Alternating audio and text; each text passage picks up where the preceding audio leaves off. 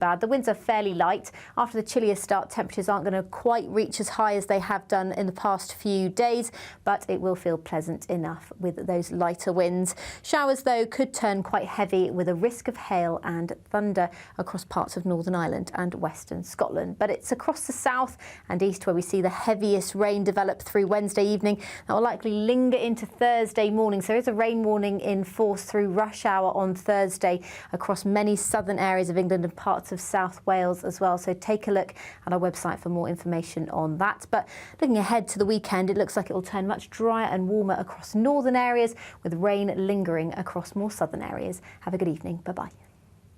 Looks like things are heating up. Boxed boilers, sponsors of weather on GB News.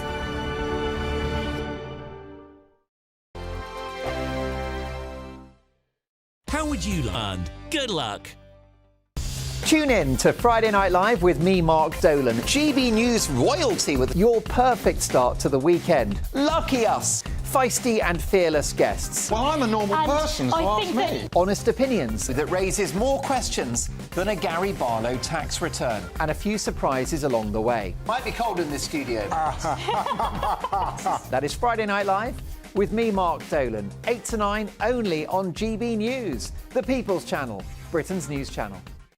Hi there, I'm Michelle Dewberry, and I'm going to take a second to tell you all about my show, Dubes & Co. We start off with the issues of the day. We then bring in both sides of the arguments. We get rid of the disrespect. And then you throw me into the mix. And trust me, I'll tell it exactly how it is. And then, of course, the magic ingredient, you at home. We mix it all together, and what have we got? In my opinion, the best debate show in town. Monday to Friday, 6 till 7 on GB News, Britain's news channel. Good afternoon, Britain. Your lunchtime update on the stories that matter across the UK. From breaking news and insightful analysis, inspiring stories and lively debates. You're comparing yourself to a former Prime Minister. Which is it? Stay informed, stay updated, stay entertained. I just don't know how anyone would not want to be there. Every weekday from midday, We are Good Afternoon Britain, only on GB News. Britain's news channel. Join me, Camilla Tominey, for a frank and honest discussion with those in power that cuts through the spin and gets to the heart of the issues shaping our nation. You haven't confirmed that you want to stand as leader, but you haven't ruled it out either. This report basically says that he's not fit to stand trial. Is he indecisive? Incompetent? I deliver the dose of reality Westminster needs. That's the Camilla Tominey Show at 9:30 every Sunday on GB News, the People's Channel, Britain's news channel.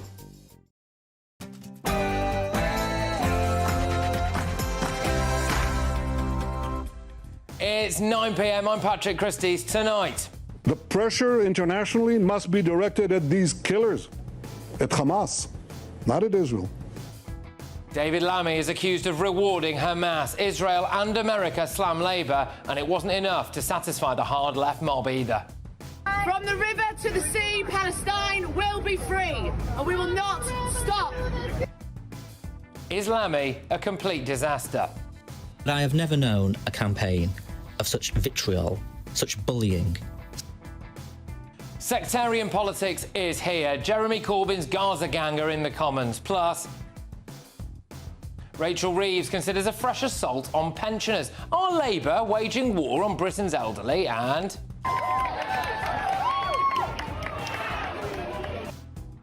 gender change applications trebled. You can change gender for less than the price of a pint, and Labour wants to make it even easier. Also tonight, a jihadi knifeman avoids a proper prison sentence despite stabbing a woman in the neck. Is Britain too soft on Islamist extremists? And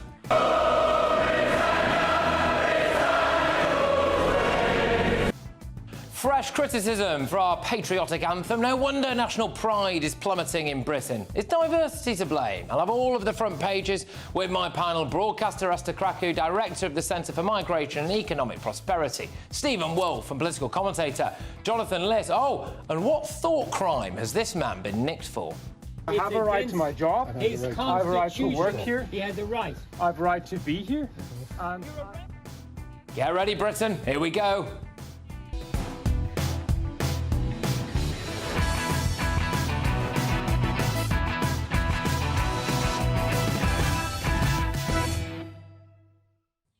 This is Britain, not Gaza. Next.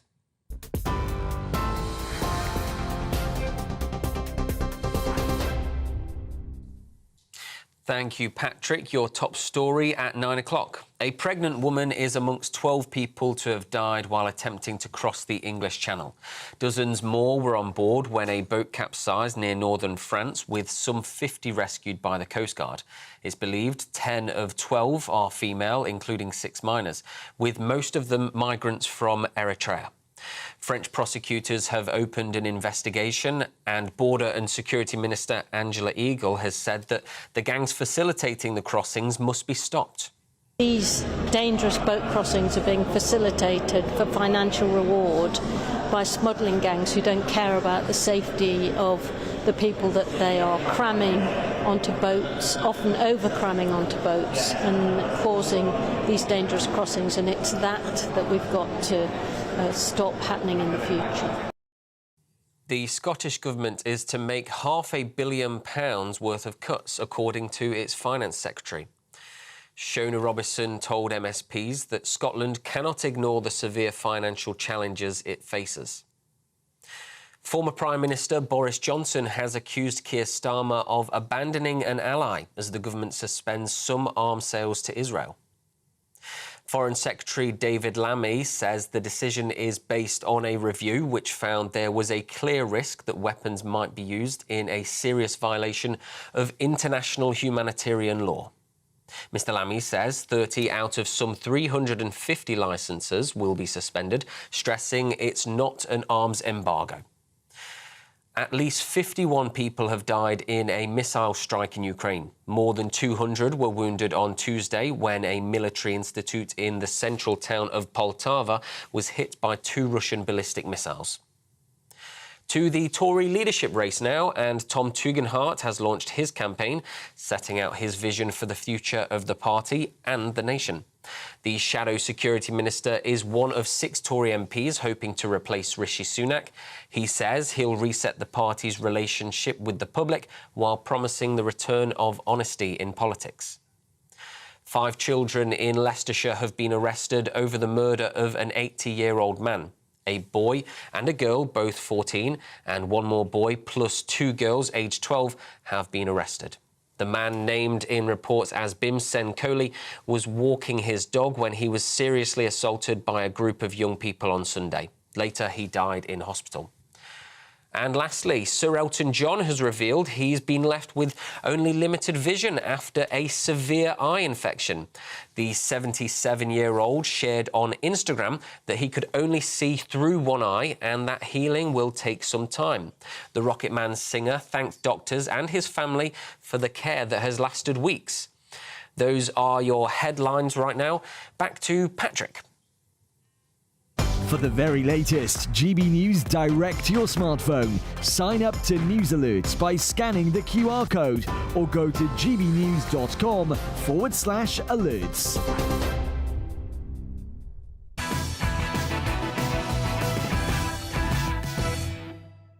Welcome along. The Gaza gang of 5 independent MPs have ushered sectarian politics into Britain. Tory leadership hopeful Kemi Badenoch went out of her way to describe Jeremy Corbyn's cabal as, well, a few things. She actually did accuse them of being relatively Islamist as well, which I know a lot of people were up in arms about. Maybe she went a bit too far on that, but she certainly did raise the concern about whether or not now this is sectarian politics in Britain. But its members are Jeremy Corbyn, whose time as Labour leader was dogged with constant allegations of anti-Semitism. It's worth noting that our current Prime Minister tried to get Jeremy Corbyn elected not once, but twice. Leicester South MP Shochat Adam, well, he defeated Labour frontbencher Jonathan Ashworth. A man described as a key campaigner for Mr Adam has now been charged with terrorism offences. He allegedly made several pro-Hamas statements online. Another MP, Ayub Khan, reportedly questioned the scale of Hamas's atrocities on October the 7th and whether the terror group had beheaded babies or indeed committed rape. He was a Lib Dem at the time, and that party said that he had agreed to go on anti-Semitism training, which he has turned down. saying that there was no need. Another one is Adnan Hussein. He reportedly said there was no difference between Israel and ISIS. Then, of course, there's Iqbal Mohammed, whose backers were accused of abuse and intimidation at the election and allegedly told people, you're not Muslim if you vote Labour. So it's a nice bunch, isn't it? I should point out that Shocker Adam says that man didn't really have that much to do with his campaign. But they are now the Independent Alliance, aren't they? And they're putting massive pressure on Labour. Some of them were backed by the Muslim Vote Group, which issued Labour with a list of 18 demands before the election. Those demands included things like adopting a new Islamophobia definition that many feel is just a blasphemy law. They want Sharia-compliant pensions and to remove Michael Gove's extremism definition. Now, most people in Britain will want to stand up to this kind of politics and weed it out. Unfortunately, I think that Labour will probably just cave into it. Let's get thoughts from my panel this evening. I've got columnist and broadcaster Esther Krakow. We've got director of the Centre for Migration and Economic Prosperity, Stephen Wolfe. And we've got political commentator as well, Jonathan Liss. So, Stephen, I'll start with you on this. Should we be worried about this Gaza gang? Is it sectarian politics in the House of Commons now? Well, there's 2 points I'd like to say about this. First of all, I wouldn't be worried about them in Parliament. A gang of 5 is not really going to achieve very much. We looked at that when we had the gang of 4 that separated in the late 80s, early 90s, and they didn't achieve much in politics at all. Such is the way that the House of Commons is distributing power on committees, the way that it can influence who gets speaking time. Where I do get concerns about, obviously, in our countries, where we do get the idea, if it moves towards a sectarian view, that you're only in the politics just because, in this case, there are issues of Palestine, just in the same way that I would have had concerns with the IRA just having issues about separating itself from Britain from Ireland. So I think that element of sectarian politics that we've got has to be watched, has to be monitored, see what influence and power they have. But in the House of Commons themselves, I don't think they're going to have any influence at all. Yeah, I mean, I suppose certainly when it comes to like Jeremy Corbyn, they've got a big following, and also, you know, this is the kind of thing that could gather momentum. And I just wonder, Esther, you know, this is Britain, not Gaza, isn't it? Yeah, I mean, the wider implications are really about loyalties. So, you know, the questions of whether someone from London would be willing to die for his fellow countryman who's from Leeds, right? And there are questions of, are you British first or are you something else first? Yeah. And that's what really concerns me, because, yes, OK, you can have concerns about the Israeli-Palestine conflict, which is perfectly normal. But I don't really see these people at the forefront of sort of grooming gangs. The grooming gang scandal in Northern England, right? They're very issue-focused, and there's a reason behind that. And I think the reason why sectarianism in politics, this kind of sectarianism in politics, worries me is because, will these people, if Britain was invaded, die for you and me?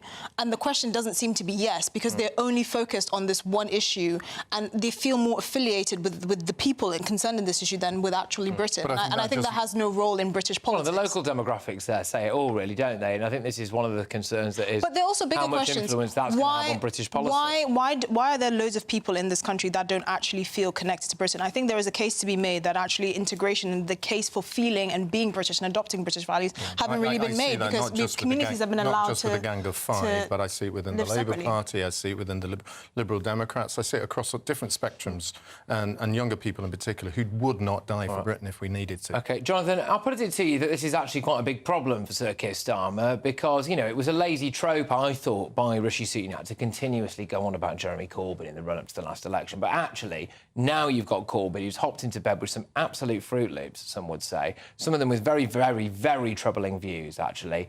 And Keir Starmer did try to get that guy elected twice. I mean, I think it's just a stupid argument. You can have the same argument about the Conservatives trying to elect Boris Johnson, who's also completely discredited. Oh, my goodness, Liz Truss. I don't think that's a useful game. Jeremy Corbyn was the leader of the Labour Party at the time. Labour MPs were perfectly capable of saying they had reservations about Jeremy Corbyn, while still believing that a Labour government was preferable to a Conservative one. Did they say that at the time? People said that, you know, people said that a Labour government was preferable to a Conservative one. That's certainly what I said at the time. Jeremy Corbyn was never someone that I wanted to be leader of the Labour Party, not because I disagreed with most of his platform, but I thought that he had too much personal and political baggage to be leader. But I kind of just think that we need to go back a bit and I'm not entirely sure I understood what you were saying, Esther, a second ago about MPs being prepared to die for their country, because I don't think of the 650 MPs we got, the majority would sort of go forth in battle to risk their life and limb for Britain. That's the principle. You're assuming that if you're choosing to represent this country, that you would be willing to put your life to die for this country. I think the wider implications is when you see this rise of sectarian politics, there's clearly a sign that there are people in this country that don't feel British first. Like I said, you can absolutely have opinions about the Israeli-Gaza conflict. Most people do, whether they want to or not. But the question is, we have loads of particularly young men in this country that feel more connected with their religion than with their nationality. This is the Norman Tebbit test, but I think it's gone a lot further than the Norman Tebbit test. This is my point. We've not only just had huge influx of millions of people from different parts of the world who have come here, who regard themselves as being more of the country that they've come from rather than or the values of those countries. Exactly, that's the difference. It's also impacted across us, like we're pulling down statues, and that's an element of where this comes into. And I think, Jonathan, it is something that we have to assess, as whether people really feel that they want to represent this country and defend it in many ways. And I'm right with you. I agree with you. Not a single one of the MPs that we've got would actually put themselves up apart from those who've been in the military. If you've got people saying things like, you're not a Muslim if you vote for Labour, that is overt sectarian religious pressure politics that has no place in Britain, but it is in the House. You might vote for Labour because you believe in a stronger welfare state, or you believe in fairer rights for workers or whatever. So when someone makes that statement, that's why there should be concern. Not because they are not allowed to have opinions about other conflict or whatever. Who comes first? Is it Britain? No, I don't think it's a useful metric. I don't think it's a useful metric to say that certain people come first. There are a lot of British Jews who find that question incredibly offensive when it's put to them about, well, who would you support in a war between Israel and the UK, which makes it sound like a football match. People have different loyalties and different identities. Yeah, but they live in the UK. And if you expect the UK to protect you, there's an implicit contract that you also are bound to the country that you live in. Well, I mean, people will pay taxes to this country. They will follow the laws, but they can certainly feel they can support. I would be willing to die to protect you as my fellow countrymen. I wouldn't be willing to die to protect a Libyan, for example. No, but that's different. People can, but what it seems almost what you're arguing about is dual citizenship. It's not about dual citizenship. It's about loyalties. People can be loyalty to different. People can have different identities and feel loyalty to different countries. I don't think it's a problem at all. No, I don't think so. I don't think so. I don't think a primary element. Exactly. But also, I don't think it's really what we're talking about. Actually, I think it's a distraction. What we're talking about is MPs who've been elected fairly democratically by their constituents. Over whether or not one of them was elected. They were elected by. Well, I don't know what you're talking about in that case, but they were elected by constituents who, rightly or wrongly, cared very, very strongly about a particular issue that they felt were not being addressed sufficiently by both parties. Let me give you an example of something that might take precedence. They might say they're voting for this particular MP because he wants a ceasefire in Gaza. Fine, but the values that particular MP might have, in addition to his position on Gaza, might be actually I don't think gay marriage is right, or he might be homophobic, or he might have views that are incompatible with British values. And this is why I say loyalties matter, because at the end of the day... British value into no, but hold on. But the thing is, Britain is a lot further ahead than genuinely homophobic countries where you can be stoned for being gay. So my argument is, where do your loyalties lie? Because at some point you have to say, actually, my loyalties are with British values, and therefore I'm not going to bring my homophobic tendencies to this country. That's the point I'm making. We have to go deeper than British values. British values, many of those values that we say that we have, are actually replicated across different parts of the world and the continent. I think we have to go also to our history and our culture. And it has to go to who we are as a nation-state. Well, yeah. And if you're not willing to support the nation-state when it comes into conflict with other areas, and I agree with it can create problems. But, Stephen, I'm not sure where this argument's coming from. Who is talking about invading Britain and MPs being particularly disloyal? It's the example of these 5 MPs of whether, and this is the point is whether they would actually be supportive of ourselves as a nation, and would they actually fight? And just on that, it's quite interesting. And that's about whether they believe in it. Just on that, it's quite interesting because they've now got the same number of MPs as Reform, and there was this massive media hoo-ha about Reform, where you've got these 5 white men there who are centre-right, and there's going to be a problem. Far-right, that was what they were calling them all far-right and all of this stuff, right? That's going to be a massive problem for Britain. this, isn't it? Meanwhile, we've now got, you know, the Gaza Brigade, who are in there, fronted up by a bloke who was very nearly the actual Prime Minister of this country, supported by the bloke who is currently the Prime Minister of this country, and a load of Labour backbenchers, Jonathan, who actually agree with a heck of a lot of what this lot have to say. So it's all very well and good saying, you know, fine, there's only 5 of them and our political system is geared against them having a massive influence. But actually, they can table amendments, they can table motions, they can table votes on things, and that really could well see the Labour Party... That's their right. Yeah, it is. But the problem is that I think a huge amount of the Labour backbenchers will probably quite agree with them. And then that can really shape things like our foreign policy, for example. That can shape various different things. It could shape things like the new Islamophobia definition that is apparently coming around the corner, which is essentially, in my view, a blasphemy law by the back door. No, Patrick, let's just be real about this. Labour has a huge, huge majority. Yeah. The vast majority of the Labour left has been purged already. There are about, seven MPs on the left who've literally been kicked out of the party for the next 6 months at least. So Keir Starmer has a whip hand in the Labour Party and across Parliament to do whatever he wants. If the Labour Party wants to change the definition of Islamophobia, and I don't know the details of that, then they can do that. If they want to change their policy on Gaza or keep it the same, they can do that as well. There's a very, very limited amount that any kind of parliamentary grouping that's not the Labour Party can actually do.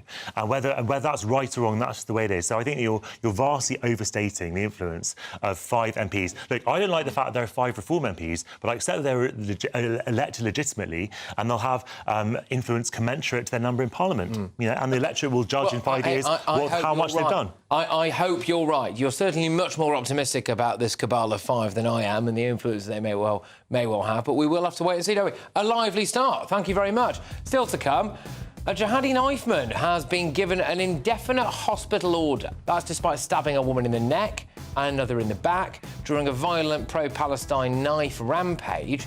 So is this yet another example of soft justice? And surely, and this is the main point for me, surely anyone who does this kind of stuff is mentally ill, right? By definition, if you are in some way an Islamist, you are mentally ill, all right? Well, if this person can now swerve prison because he can officially be classed as mentally ill, well, what does this mean going forward? So Emma Webber, whose son's killer also received an indefinite hospital order, joins me very, very soon. Shed a bit more light on this. Be interesting to get her views, I think. But up next, not satisfied with ripping away pensioners' fuel payments. No, the Chancellor, Rachel Reeves, has today been urged to raise the retirement age from 66 to 68. So has Labour gone to war with old people? Going head-to-head on that are the journalist Lowry Turner and the Labour activist Susie Stride. You won't want to miss it. Stay tuned.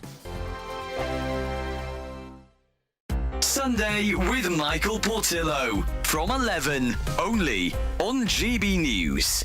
Janis Joplin shot to fame in 1967, but after releasing 3 albums, she was dead 3 years later at the age of 27, having overdosed on heroin. Yes, very, very brief life, but towering influence. People like Pink in the modern day have said that she is the influence. But she was around so briefly, I guess, burned very brightly and a very troubled soul. And what we've got is A Night with Janis Joplin, the musical. And I think a lot of the problems, it's been getting very mixed reviews, and I think the problem is with this subtitle, the musical.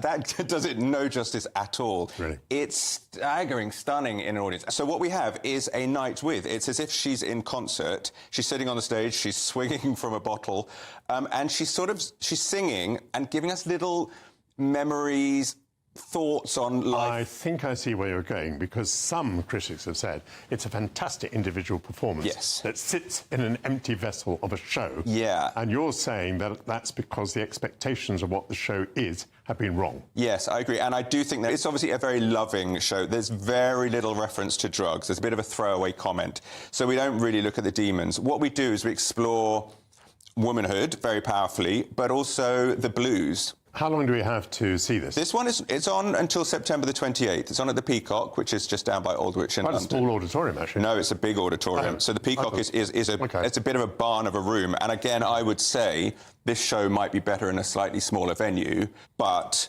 I cannot recommend the performances highly enough. GB News, the People's Channel. Good afternoon, Britain. Your lunchtime update on the stories that matter across the UK. From breaking news and insightful analysis, inspiring stories and lively debates. You're comparing yourself to a former Prime Minister. Which is it? Stay informed, stay updated, stay entertained. I just don't know how anyone would not want to be there. Every weekday from midday. We are Good Afternoon Britain, only on GB News. Britain's news channel. Mark Dolan tonight is your weekend dose of news, debate and entertainment. This sounds like a wild conspiracy theory. Don't miss My Big Opinion. Mark Meets and My Take at 10. Democracy is a funny old thing. And we don't do boring, not on my watch.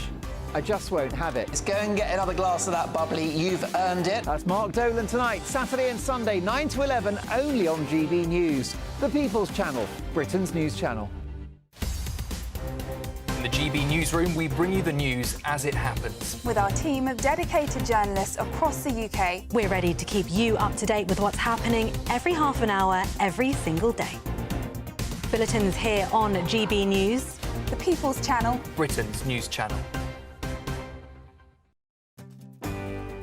I'm Simon Evans, and this is GB News, Britain's news channel.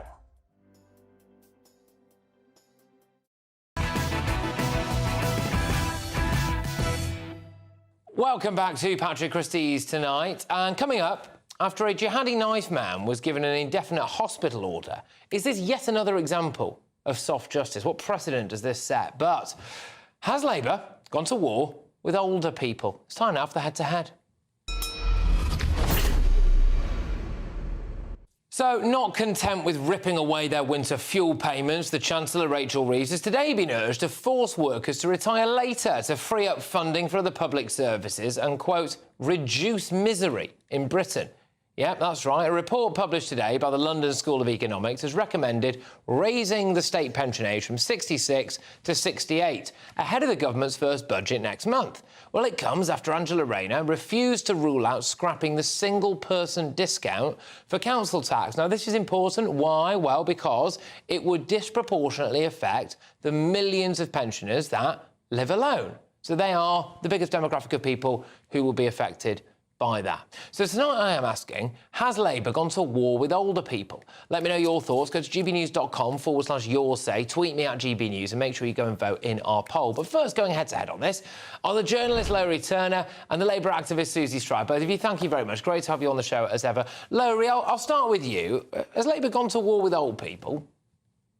Yes, absolutely. I think one of the things you didn't mention, of course, is it's not just gone to war with older people, particularly older women. I mean, we've heard a lot about the WASPy women who were very badly financially impacted by the really rapid rise in pensionable age for women, which has gone from 60, obviously, to currently 66. It's about to be 67. But if you add another year, it's women who get impacted by that. Now, I don't quite know why she's decided that older women are the people to attack on this, unless she's listening to kind of teenagers. I've got teenagers in my house and they spend their entire time talking about boomer this, boomer that, as if like there's some kind of golden age that people over 60 were young and they had everything free and it was marvellous. And when you need to point out to these young people, actually, who is the one on the whole paying the bills in these houses that they're living in, because they haven't gone anywhere, they're still at home. It's us older people.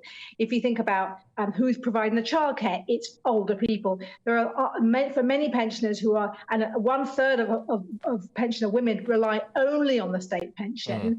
But many other people, older people, are having to stay in work longer and longer because the state pension is so poor. So it's the idea that there's this massive number of wealthy pensioners who can well afford to lose things like winter fuel payments and to wait another year for their pension is just kind of teenage logic. It's not grown up at all. I do think the teenager side of it does just crack me up because, you know, demographically speaking, a lot of them seem to be really, really pro-mass migration, all of that as well. And then they moan about the idea there's nowhere to live and that the older generations found it easy to get on the property ladder. And it's like, you know, think about it. But anyway, Susie, I'll bring you in now, Labour activist. Yeah, I mean, it does look a bit like Labour's gone to war with the elderly, doesn't it?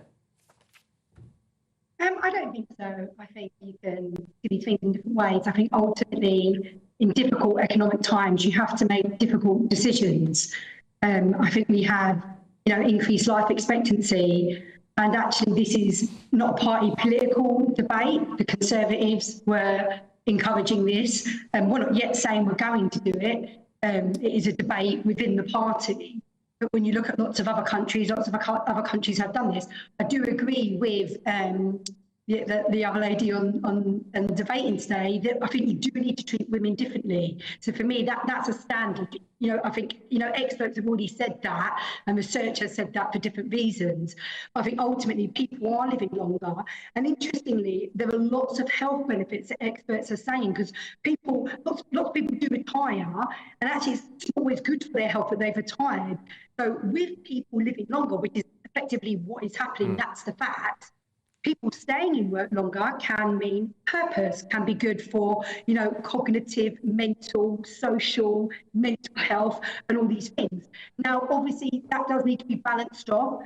There is a reason why firefighters have an earlier retirement age. There are certain jobs which I think absolutely, if this decision is made, which is no one saying it's going to be made, but if this decision is made, you would need to have flexibility within it for certain jobs, maybe more physical jobs, etc. So I don't think it should be blanket, but I think ultimately this is the economic reality, and I think ultimately when you are in difficult economic times, you do have to make tough decisions. Yeah, but I will say though that at the moment, we've had the scrapping of the winter fuel payment for some elderly people. I mean, this one now I actually think is possibly the biggest story that's coming down the track, which is Angela Rayner refusing to rule out scrapping the single-person discount for council tax, which would disproportionately affect millions of pensioners, actually as well disproportionately affect millions of female pensioners because, statistically, unfortunately, I'm sorry to say this, there's quite a lot of widows out there, right? And so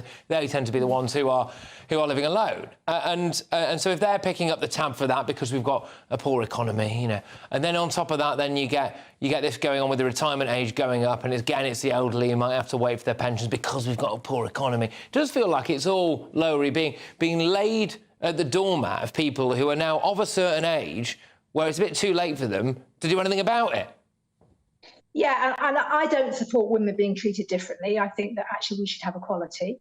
I'm just pointing up the fact that actually women have been treated quite badly in the past. I don't think we should be, I apply for some kind of special grant because I'm female. Oh, that's great. I'll grovel for some more money when I'm 67, 68, 69. I think, of course, difficult choices have to be made, but difficult choices about paying public sector workers more, well, that doesn't seem to be a difficult choice. They just did that, whereas old people appear to be a very easy target because of this.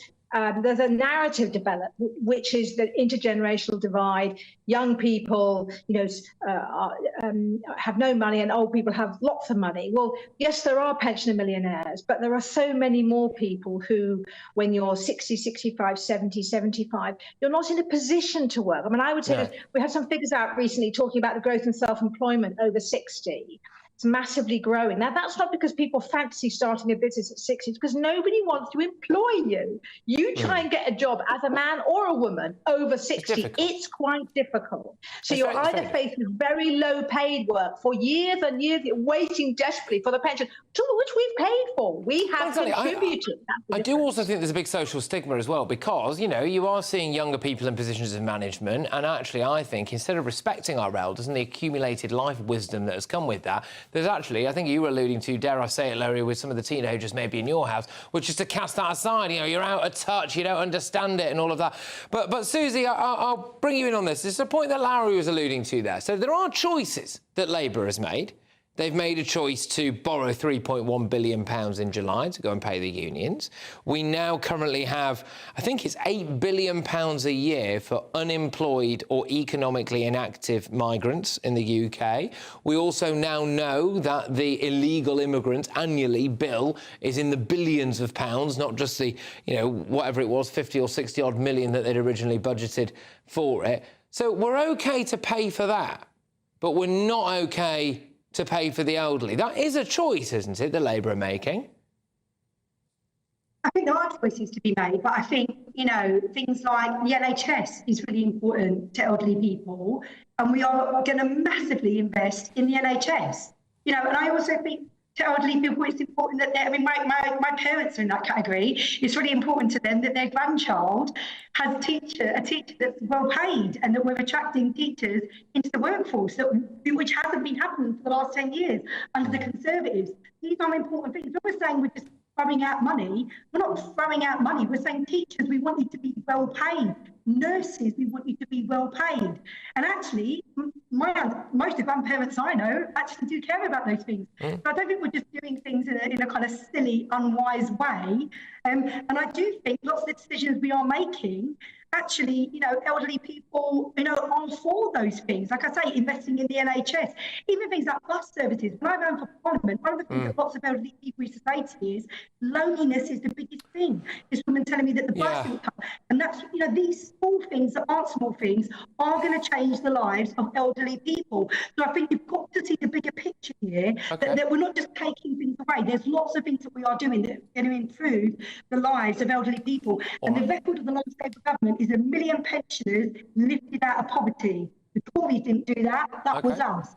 All right. Not forget that record. I think just from a purely political perspective, though, Labour will have a job on their hands to try to change this narrative, because it's easy for people to try to make the argument that because statistically people of a certain age don't necessarily vote Labour, that they've decided to cast them aside. I know that Labour will deny this and people will deny that, but, if you can make that argument, that can be a problem for them at the next election. But both of you, look, thank you very much. Really great points on either side there, and great to have you both on the show. I really appreciate it. It's journalist Larry Turner there and the Labour activist Susie Stride. Look, who do you agree with? Has Labour gone to war with pensioners? Dave on X says, older people have contributed enough to society and they're being punished by Labour.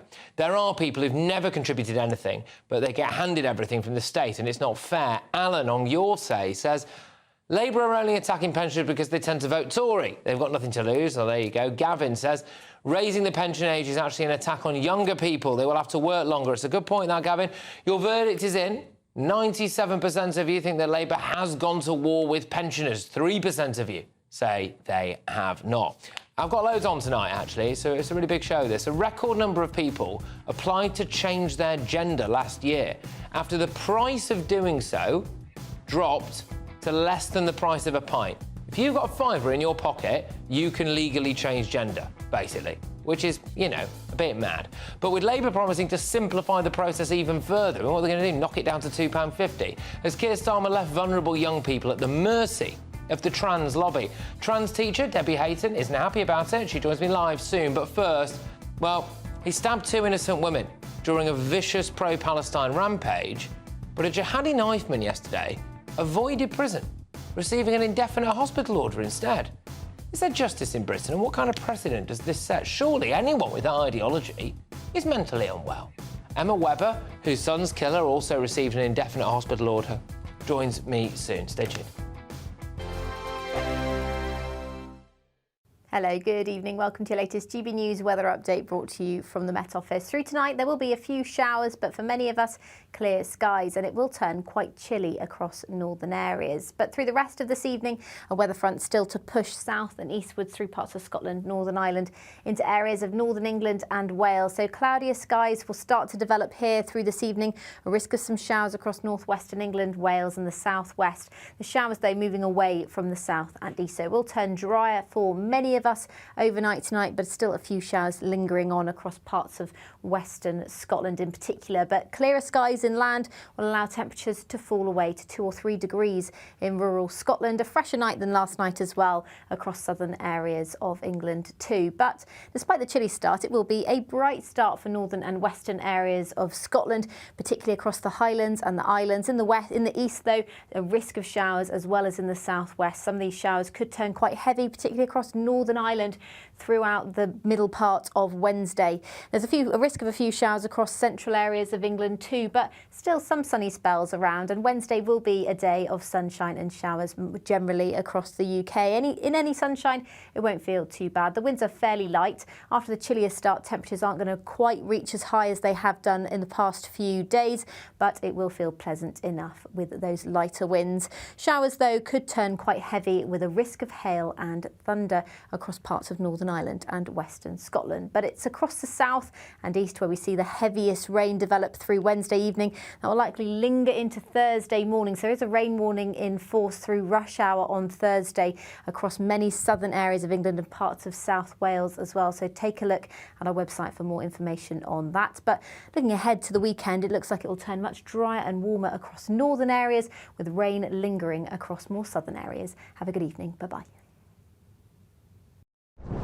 I'm Christopher Hope. And I'm Gloria Di Piero, bringing you PMQ's live here on GB News. Whenever Parliament is in session on a Wednesday at midday, we'll bring you live coverage of Prime Minister's questions. We'll be asking our viewers and listeners to submit the questions that they would like to put to the Prime Minister, and we'll put that to our panel of top politicians in our Westminster studio. That's PMQ's live here on GB News, Britain's news channel. Join me, Camilla Tominey, for a frank and honest discussion with those in power that cuts through the spin and gets to the heart of the issues shaping our nation. You haven't confirmed that you want to stand as leader, but you haven't ruled it out either. This report basically says that he's not fit to stand trial. Is he indecisive? Incompetent? I deliver the dose of reality Westminster needs. That's the Camilla Tominey Show at 9:30 every Sunday on GB News, the People's Channel, Britain's news channel. Tune in to Friday Night Live with me, Mark Dolan. GB News royalty with your perfect start to the weekend. Lucky us. Feisty and fearless guests. Well, I'm a normal person, so ask me. Honest opinions that raises more questions than a Gary Barlow tax return. And a few surprises along the way. Might be cold in this studio. That is Friday Night Live with me, Mark Dolan. 8 to 9 only on GB News, the People's Channel, Britain's news channel.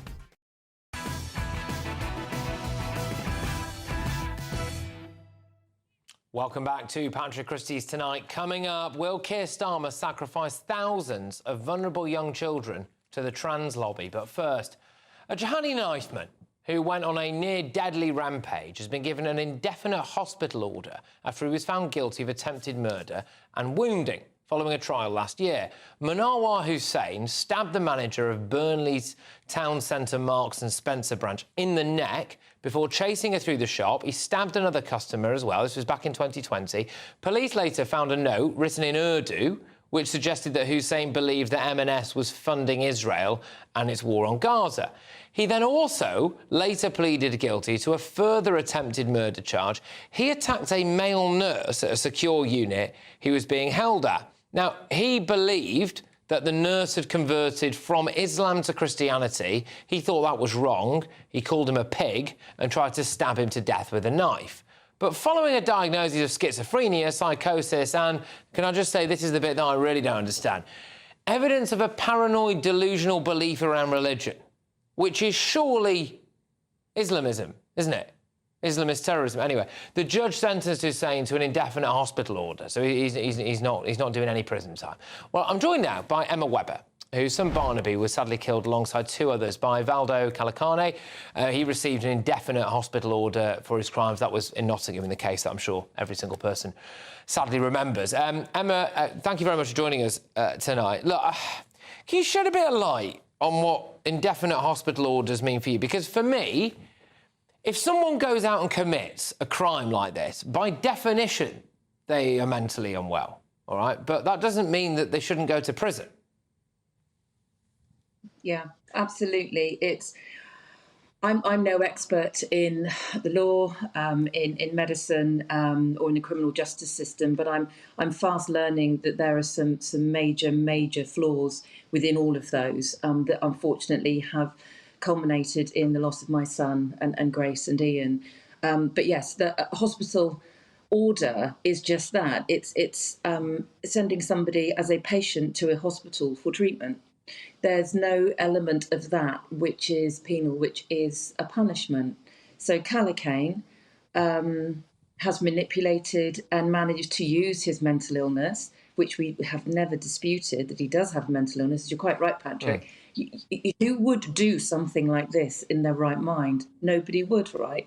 It's not an act of retaliation or an accident or a moment in time. This was thoroughly planned, the same as the awful case that you've just been talking about. So it's so wrong that this lighter sentencing with no punishment can be handed down, and it happens time and time again. And indefinite doesn't mean indefinite; it means almost anything but that. 87% of indefinite hospital orders are out within 10 years, and 98% within 20. So pretty much, you're going to be out.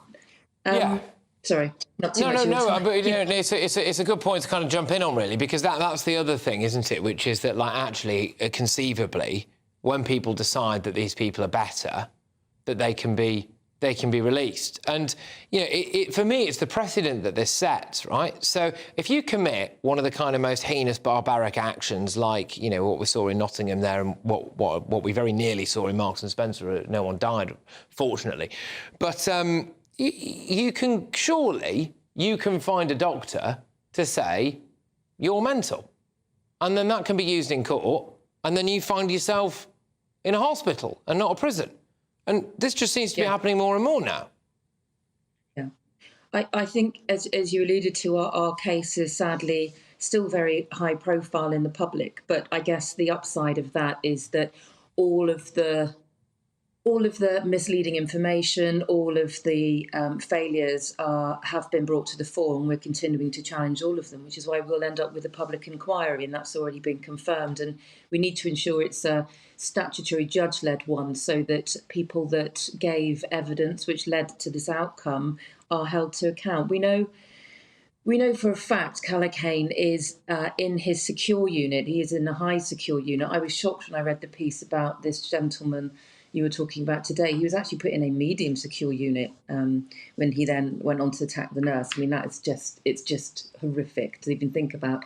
But the reason Clarkson, who is a murderer, an ill murderer, is in the hospital is because his diagnosis was to be so thought of to be so severe that he was treatment resistant, and there was an awful lot of sway put on this in the sentencing hearing from the eminent psychiatrist who was representing the CPS, so actually prosecuting.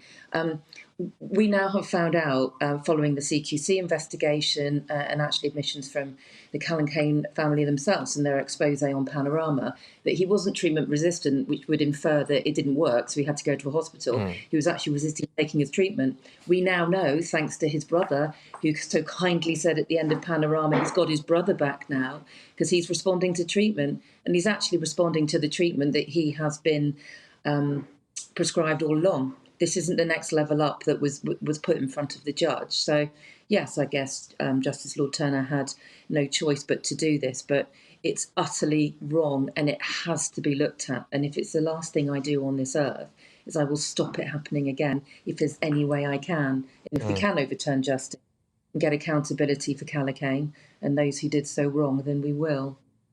Yeah, well, indeed. I mean, I don't doubt that. You are, you know, a fantastic advocate for your late son and also for other people who, unless something does change, will very unfortunately, no doubt, find themselves in a similar situation to you and your family and the others around it. And, you know, we can't have that. So, Emma, thank you very much, as ever. And I do wish you all the best, as you know, and hope to speak to you again soon. And maybe one day we'll be talking about you, you know, getting the result that you're after. But Emma won't do that. Soon we will. We will. Give us a few months, maybe a couple of years. All right. OK, well, we'll be here, so you take care. All right. So, look, I'm just going to read out something here. So, Chief Superintendent Sarah Kenwright of Counter-Terrorism Policing North West said, our subsequent investigation and ultimately today's sentencing means that Hussein will remain in a safe place for him to get the treatment he needs, and that the public are safe from the threat that he clearly posed that day. I'm sorry, but that is incredibly concerning for me to hear. This guy, OK, was infused by radical Islamism. There can be no question of that, all right?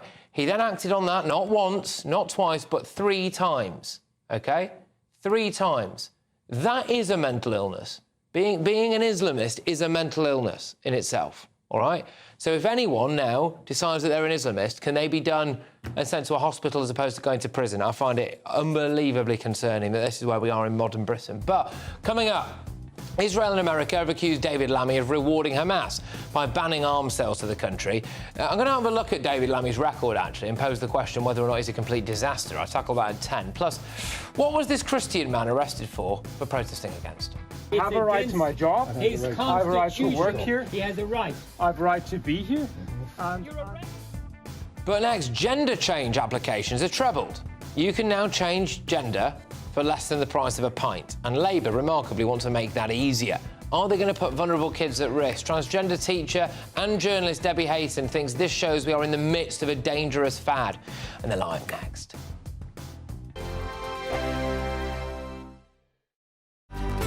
Good afternoon, Britain. Your lunchtime update on the stories that matter across the UK.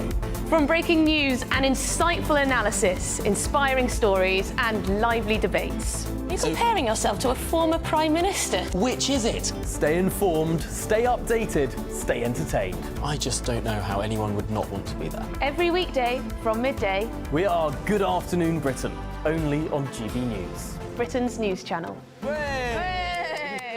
This is GB News, Britain's news channel. Michael found the recipe for success without going to university. Instead, he went looking for answers inside of a kitchen. The 22-year-old has just finished a level 2 course in professional cookery at UCB, a college in Birmingham. When I started UCB, I was expecting to be so intense from day one, but it's not. It sort of builds up, so to the point where you get comfortable. And building that comfort is a huge part of becoming a chef, because you need to be comfortable being in your own skin. This week, tens of thousands of students get their A-level results. The college wants them to remember university isn't the only option after school, and West Midlands Mayor Richard Parker agrees. University is the right route for lots of our young people, but there are other pathways to getting access to qualifications that will give young people the skills they need to succeed in life. Further education principal Rosa Wells says apprenticeships and technical courses are also great routes to a career. Here at University College Birmingham, we offer vocational courses. These are hands-on technical courses that can give people a different opportunity, something different to school. So we've got brilliant facilities that really give students industry standard training. A skills shortage across the UK means youngsters learning trades are desperately needed. 36% of job vacancies are due to shortages. The Labour government's new body, Skills England, has been created to bring training providers and businesses together with local and national authorities plus unions to target trade gaps and regional requirements. Michael's now finishing his qualification. Where he goes next is down to him. GB News, the People's Channel. Are the newspapers getting you down? My wife didn't divorce me that month. Struggling to separate the wheat from the chaff? I know that it's a bit of a circus at the best of times. Well, don't worry, Headliners has got you covered. We'll take the burden of reading the day's news, and if we get depressed, who cares? It's an occupational hazard, frankly. That's Headliners on GB News from 11 p.m. till midnight, and the following morning, 5 till 6 a.m. on GB News, the comedy channel. Nah, just kidding. Britain's news channel.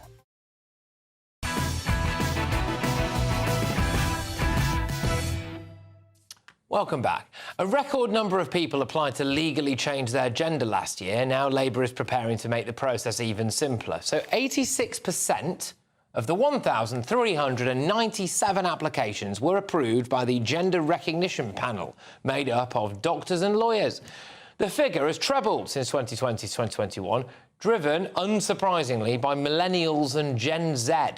And it comes after the application fee to obtain a gender recognition certificate was slashed from £140 to just £5. Well, the Labour government's proposals to simplify the process include requiring sign-off from only one doctor and removing the need for applicants to prove they have actually lived in their new gender. So I could just do it tomorrow, basically. So, to discuss this, I'm joined by transgender teacher and journalist Debbie Hayton. Debbie, great to see you. Thanks for coming on the show.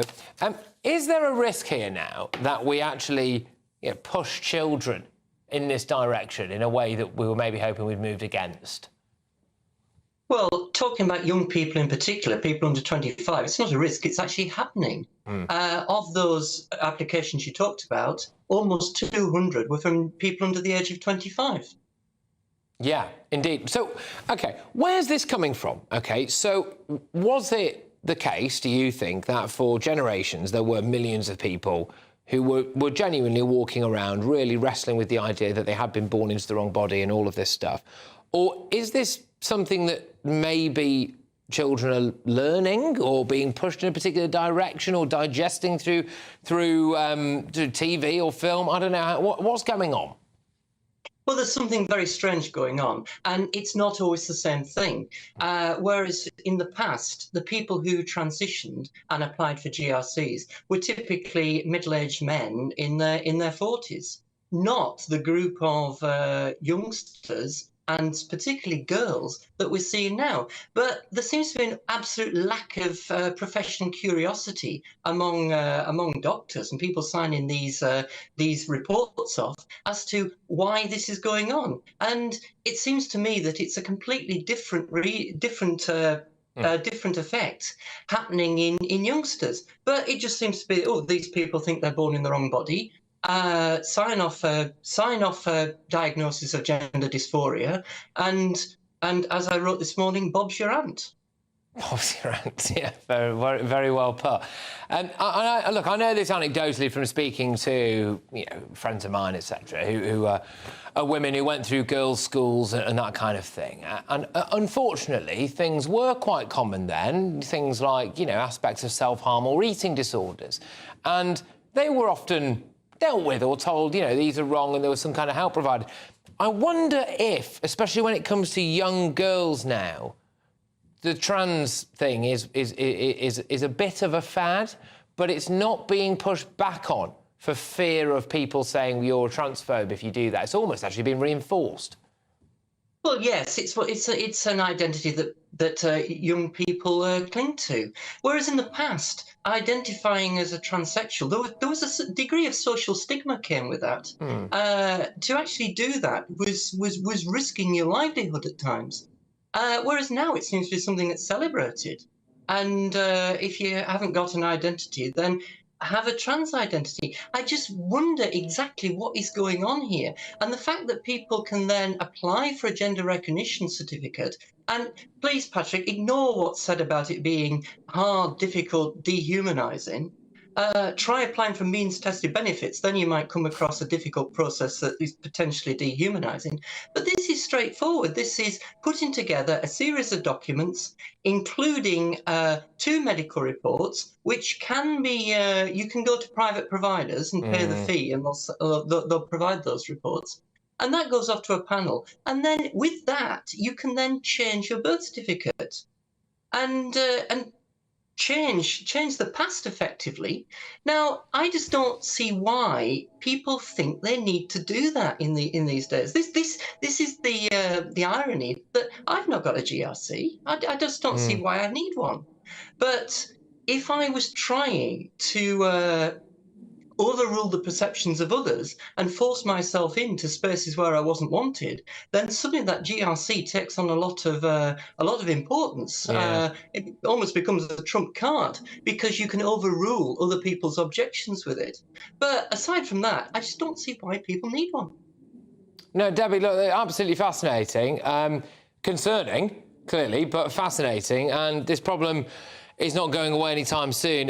Debbie, thank you very, very much. It's great to have you on the show. It's great to see you again as well. See you again very soon. It's Debbie Hayton there, who is a transgender teacher and journalist as well, friend of the show, it must be said. Coming up, national pride in Britain has taken a nosedive and increased diversity is being blamed. But why are we teaching our kids to hate this country? Are we, importing people who do just dislike this country? Former Deputy Chairman of the Conservative Party, Jonathan Gullis, he joins me after 10. He'll also be wading into the latest on the Tory leadership round. But next, David Lammy. Well, he's been accused of rewarding Hamas, OK? I'm going to take a little bit of a look as to whether or not our Foreign Secretary is an ocean-going dud. Stay tuned. That warm feeling inside from Boxed Boilers, sponsors of weather on GB News. Hello, good evening. Welcome to your latest GB News weather update brought to you from the Met Office. Through tonight, there will be a few showers, but for many of us, clear skies, and it will turn quite chilly across northern areas. But through the rest of this evening, a weather front still to push south and eastwards through parts of Scotland, Northern Ireland, into areas of northern England and Wales. So cloudier skies will start to develop here through this evening. A risk of some showers across northwestern England, Wales and the southwest. The showers, though, moving away from the south and east. So it will turn drier for many of us overnight tonight, but still a few showers lingering on across parts of western Scotland in particular. But clearer skies inland will allow temperatures to fall away to 2 or 3 degrees in rural Scotland. A fresher night than last night as well across southern areas of England too. But despite the chilly start, it will be a bright start for northern and western areas of Scotland, particularly across the Highlands and the Islands. In the west, in the east, though, a risk of showers as well as in the southwest. Some of these showers could turn quite heavy, particularly across Northern Ireland throughout the middle part of Wednesday. There's a risk of a few showers across central areas of England too, but still some sunny spells around, and Wednesday will be a day of sunshine and showers generally across the UK.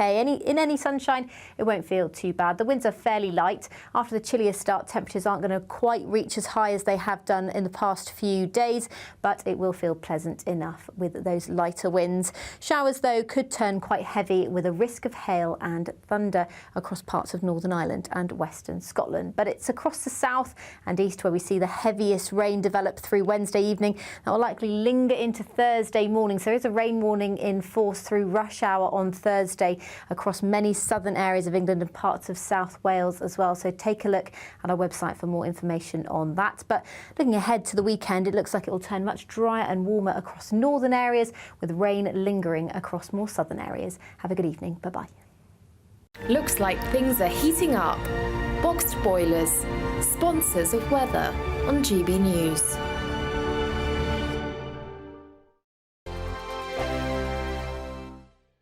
This is your Hi there, I'm Michelle Dewberry, and I'm going to take a second to tell you all about my show, Dubes & Co. We start off with the issues of the day. We then bring in both sides of the arguments. We get rid of the disrespect, and then you throw me into the mix. And trust me, I'll tell it exactly how it is. And then, of course, the magic ingredient, you at home. We mix it all together, and what have we got? In my opinion, the best debate show in town. Monday to Friday, 6 till 7 on GB News, Britain's news channel. Are the newspapers getting you down? My wife didn't divorce me that month. Struggling to separate the wheat from the chaff? I know that it's a bit of a circus at the best of times. Well, don't worry, Headliners has got you covered. We'll take the burden of reading the day's news, and if we get depressed, who cares? It's an occupational hazard, frankly. That's Headliners on GB News from 11 p.m. till midnight, and the following morning, 5 till 6 a.m. on GB News, the comedy channel. Nah, just kidding. Britain's news channel.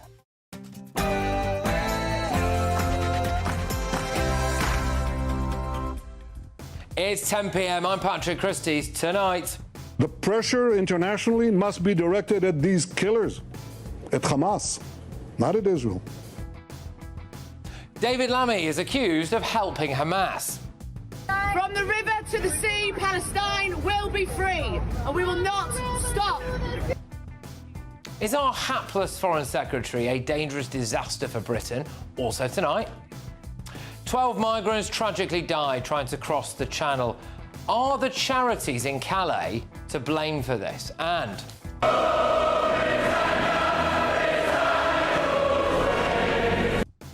fresh criticism for our patriotic anthem. No wonder national pride is plummeting in Britain. Is diversity to blame? Jonathan Gullis joins me live, plus... Congratulations to Italy's Valentina Petrilla, who today became the second trans athlete to compete at the Paralympics. Once again, just showing how inclusive the Paralympic Games are. Yeah, great. I mean, they only took the place of women and everything, but you know what? Who cares? Channel 4 slammed for celebrating the erasure of women. I'll also have the very first look at tomorrow's front pages with my panel, broadcaster Esther Krakow, director at the Centre for Migration and Economic Prosperity, Stephen Wolfe, and political commentator Jonathan Liss. Oh, and what thought crime has this man committed? I have a right to my job. I have a right to work here. He has a right. I have a right to be here. Get ready, Britain. Here we go.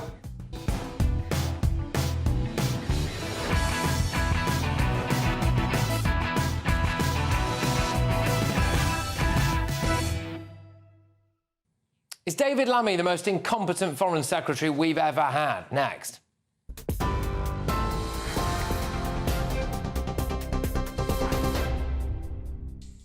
Patrick, your top stories tonight at 10 o'clock. A pregnant woman is amongst 12 people to have died while attempting to cross the English Channel. Dozens more were on board a boat that capsized near northern France, with some 60 rescued by the Coast Guard. It's believed that 10 of the 12 are female, including 6 minors, with most of the migrants on board from Eritrea. French prosecutors have opened an investigation. Border and Security Minister Angela Eagle said the gangs facilitating the crossings must be stopped.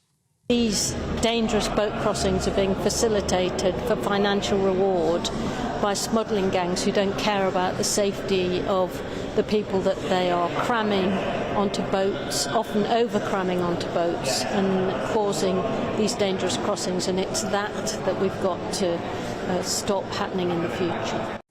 Police in Leicestershire have named an 80-year-old man who died after being attacked while walking his dog in the park.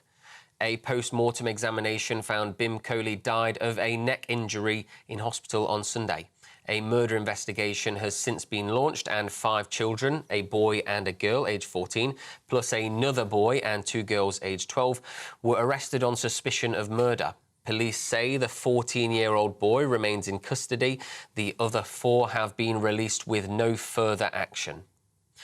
Former Prime Minister Boris Johnson has accused Keir Starmer of abandoning an ally as the government suspends some arms sales to Israel. Foreign Secretary David Lammy says the decision is based on a review which found there was a clear risk weapons might be used in a serious violation of international humanitarian law. Mr Lammy says 30 out of some 350 licences will be suspended, stressing it's not an arms embargo. At least 51 people have died in a missile strike in Ukraine. More than 200 were wounded on Tuesday when a military institute in the central town of Poltava was hit by 2 Russian ballistic missiles. The Scottish Government is to make £500 million in cuts, according to its Finance Secretary. Shona Robison told MSPs Scotland cannot ignore the severe financial challenges it faces.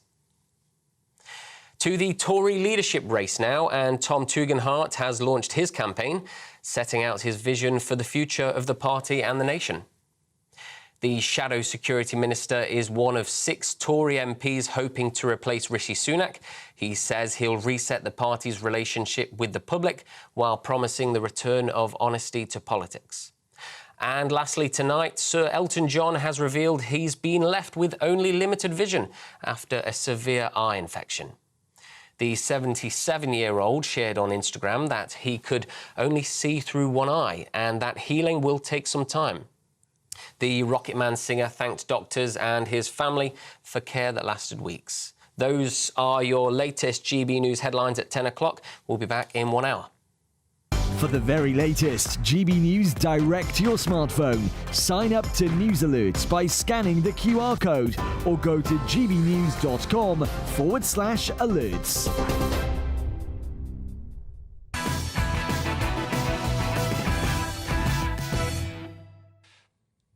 David Lammy is facing allegations that he's unfit for office. I will forever be amazed that Sir Keir Starmer saw this clip. Implication, you're comparing the ERG to the Nazi Party, or at least to the South African racists. Now, whatever you think about the ERG, that was an unacceptable comparison, wasn't it? Andrew, I would say that wasn't strong enough. Yeah, and thought that he should be our Foreign Secretary. I will be forever amazed as well that this man here as well. OK, all right, unfortunately we've got a bit of an issue with those clips there, ironically, but whatever. Has managed to rise to the esteemed office of Foreign Secretary, but now he has, and his alleged incompetence will have real-world consequences for all of us. Yesterday, David Lammy used his first big speech in government to say this. Certain UK arms exports to Israel, there does exist a clear risk that they might be used to commit or facilitate a serious violation of international humanitarian law.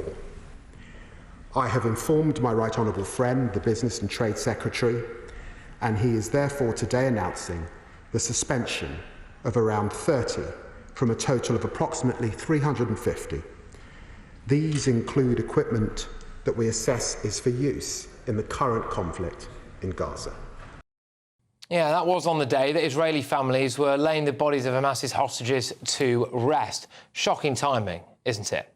Israel is our big democratic ally in the region, full of vile Islamist nutcases who want to obliterate us and our way of life. Has David Lammy sided with those nutcases? Israeli PM Benjamin Netanyahu certainly thinks so. He did write on X, "This is a shameful decision, will not change Israel's determination to defeat Hamas, a genocidal terrorist organisation that savagely murdered 1,200 people on October the 7th, including 14 British citizens.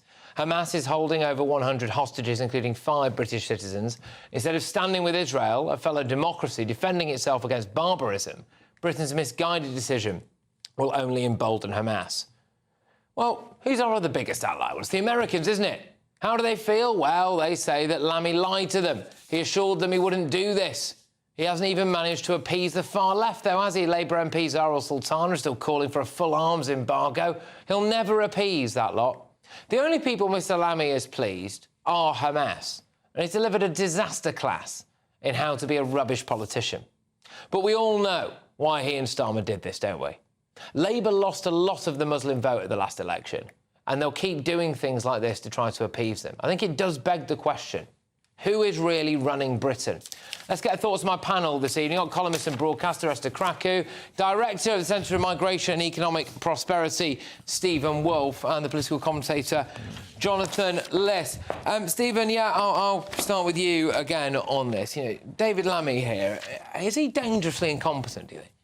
I think it's dangerously stupid Foreign Office politics to be able to isolate one of the allies that we have in the Middle East, in Israel, in order to really support, as you quite rightly said, those voters that have left the Labour Party, gone after the Gang of Five, for example, that we talked about earlier, who really want to no longer vote for the Labour Party unless they are stronger on Palestine. But as you've seen, the fact that he's only getting rid of a few weapons is hardly going to do any damage to Israel in the long run. It's just really a shibboleth out to those people to try and say, look, we are listening, we are trying to do something. But I remember that scene from Yes, Prime Minister, where there was a discussion between the Prime Minister and the civil servant about selling arms to the Red Brigade terrorists. And the civil servant said, at the end of the day, Prime Minister, we may not be selling some of them, but they'll get them anyway, because our business is business of Britain to sell them to Israel. And Israel will get them in their own way. They will carry on doing this. But I think at the end of the day, he's made a massive mistake by not supporting... He's alienated everybody. He's angered the Israelis. The Americans are saying, a source anyway was coming out basically said he's lied to them openly about it. He's not appeased the hard left whatsoever. And, you know, I just don't quite understand why he's doing it. I mean, my view on this is that he's decided that he wants to try to appease the Muslim vote in Britain. Well, I think David Lammy is quite clearly out of his depth. I think one of the things that we have to realise is what message does this send? He's saying that this is based on legal sort of quandary, that there's potential for sort of international human rights violation.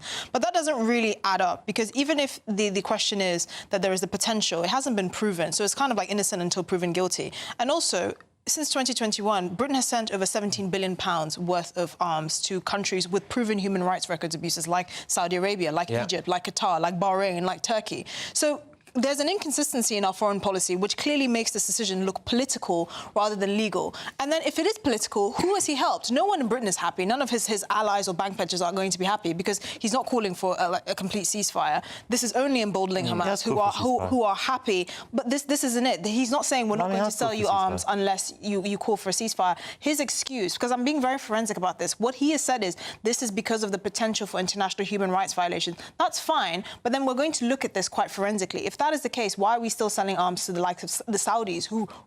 Does everyone remember the murder of Jamal Khashoggi? They chopped him up and barbecued him like a goat, basically, at the back of the embassy in Turkey. Like, if we're selling arms to those people, I'm sorry, there's something inconsistent. We can all agree that we want this fighting to stop. I've been very critical of Israel on many occasions.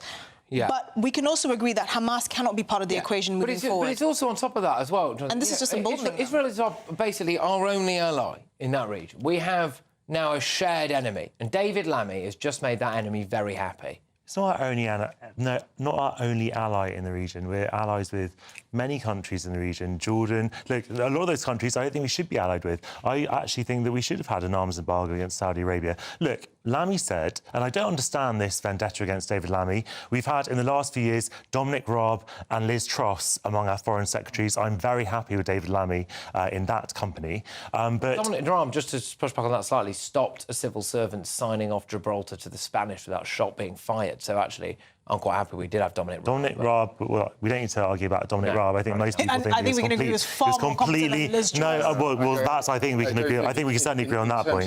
We can certainly agree on that point. Dominic Raab and Liz Truss were much stronger than, say, David Lammy. Absolutely not. It's all about. It's not a football match, Stephen. It's not about who you support. I'll put this to you, right? I've got a little clip here which might beg to differ as to exactly how competent David Lammy is as an individual. I think we can just you're not going to play this. Are you going? Yeah.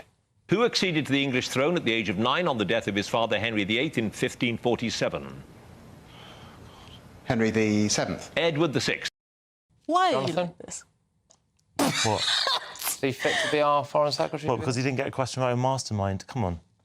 I knew you were going to play that video. This is well, I do think there's something to be said about the fact that we're always talking about we don't want Britain to be part of foreign wars, and the reason why there's so many refugees coming is because we've destabilised their countries in other regions. The ways to get out of foreign conflicts is to have strong allies around the world who can actually intercede when there are issues. Israel being an ally is not just because we want sort of supporters in that region. It's also to keep us out of regions that are going to increasingly destabilise. Friendship is not about giving unconditional support to people. It's about standing up to people where necessary. But that's not what it's not about granting carte blanche for crimes against humanity, which the senior prosecutor at the ICC has said Netanyahu is likely guilty of. In the back of the head. And Hamas has also been found liable, but has also recommended Hamas to give war crimes. Then Israel go and get the bodies back, and on the day that happens, David Lammy decides, along with Keir Starmer, when is there going to be a good timing? What we should do is withdraw some arms sales to Israel. When is there going to be a good time for this? Who and what is going to be happy about this particular decision?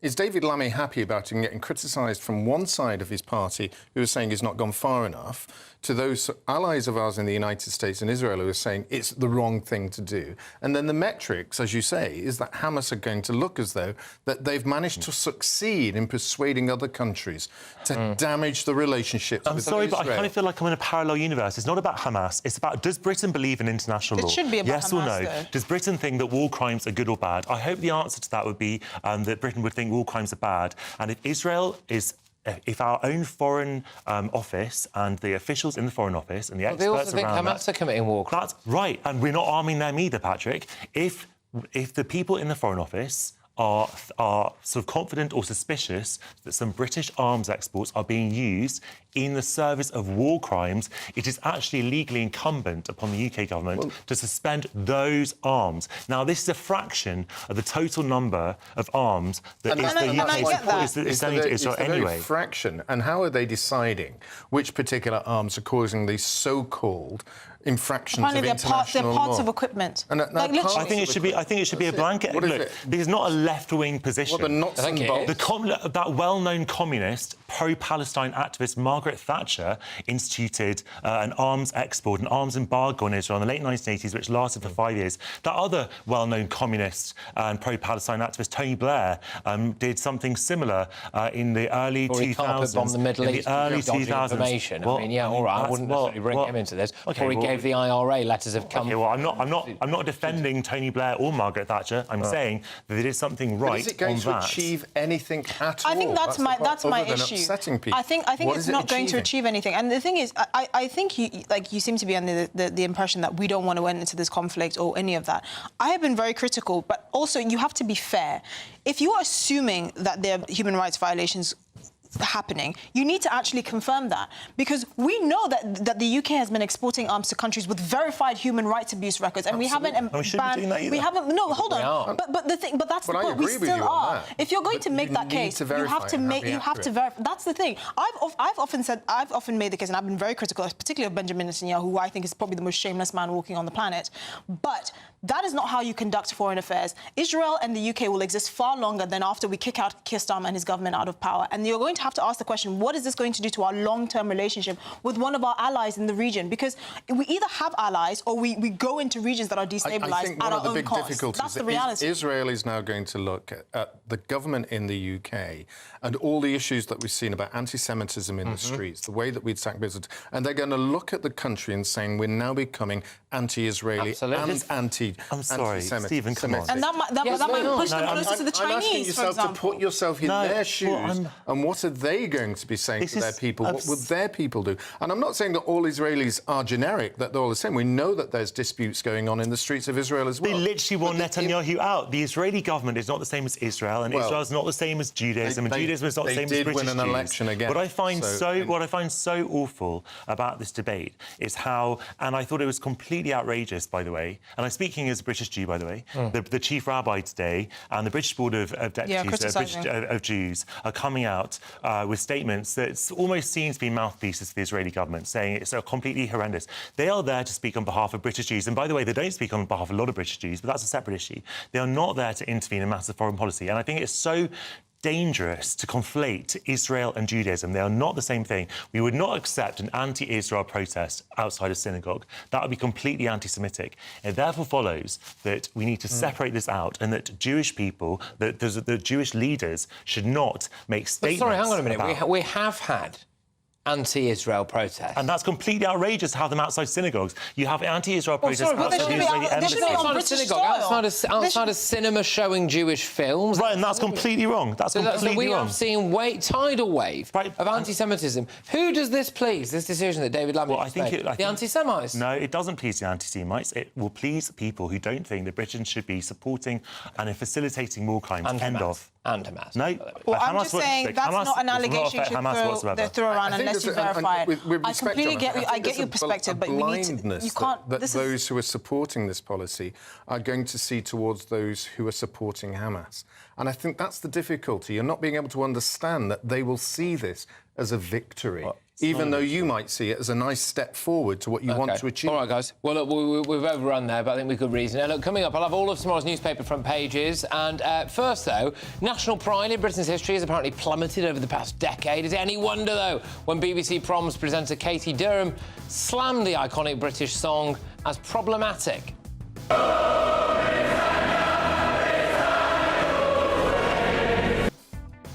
Former Tory party deputy chairman Jonathan Gullis, he joins me live and he's next, and he's going to hit back at the liberal lefties who love nothing more than bashing Britain. Don't go anywhere. If you want your news to be straight talking... This is a nightmare for the Conservatives again. Down to earth. It's not just Nottingham where this is happening, is it? And most importantly, honest. Hard-working, middle-class taxpayers, they'll get their book thrown at them. They catch me, Martin Daubney, Monday to Friday, 3 till 6 p.m. on GB News, Britain's news channel. I'm Christopher Hope. And I'm Gloria Di Piero, bringing you PMQs Live here on GB News. Whenever Parliament is in session on a Wednesday at midday, we'll bring you live coverage of Prime Minister's questions. We'll be asking our viewers and listeners to submit the questions that they would like to put to the Prime Minister, and we'll put that to our panel of top politicians in our Westminster studio. That's PMQs Live here on GB News, Britain's news channel. Every Saturday, 10 till 12, we'll bring you all of the news that you need to know. We'll also remind you that there is so much to smile about. It's my favourite time of the week. I get to relax, enjoy some light-hearted stories, and let Ellie teach me about fashion too. That's Saturday Morning Live, every Saturday, 10 till 12. Only on GB News, Britain's news channel. This is GB News, Britain's news channel. Many happy memories, and 9 in 10 Brits say certain foods evoke feelings of childhood nostalgia, with the mousse-like powdered dessert, Angel Delight, the most loved. Joining us now Yeah. What, Angel Delight? I'm surprised it's number one. Yes, very surprised. Well, to talk us through all of this is creator of the Crazy Sexy Food podcast, Hannah Harley-Young. Morning. Hi. I've brought a selection of things that really define my childhood, particularly the Viennetta ice cream. And I have brought you some butterscotch Angel Delight. Yay! I'm going to expose myself live on camera and say that I've never tried Angel Delight. Hannah? I know. I don't know what that says about me. I thought that was apple puree, actually. I'm so excited. Is it good? Here we go. My goodness. Did I make it okay? Oh, yeah. But to be fair, Hannah, it's not that hard to make. Well, what is it, though? That's what's so funny about Angel Delight. It's chemicals. It's just chemicals in a bag. I mean, it's a load of additives, which, I mean, one thing that's also really interesting about all these nostalgic foods when you look at them is that a lot of things have been discontinued over the years. Oh, dear. So it makes you wonder, how did this one kind of get through the cracks? Angel Delight came out number one, didn't it? It did come out as number one. And also sort of in the top 5 was fish and chips, something I still eat today. Fish fingers, still a staple of my diet. Mr. Whippy, in that same survey, they said that 95% of people find that a taste from their childhood will take them back more than looking at a photo. And that's something that's really interesting for me, and it's the basis of everything that I do, and the reason really why I set up Crazy Sexy Food, or one of the reasons, should I say, was that I love this concept of memories of food. You know, I've interviewed hundreds of people over the past 5 years, and when I get to that question, you actually see their face relaxing, and there's something that it evokes emotion. GB News, the People's Channel. Join me, Neil Oliver, every Sunday night at 6 p.m. on GB News. And if an hour is not nearly enough for you, go to gbnews.com for special extended episodes online every Friday at 9 p.m, where we can truly get into the nitty-gritty of what's going on. GB News, Britain's news channel.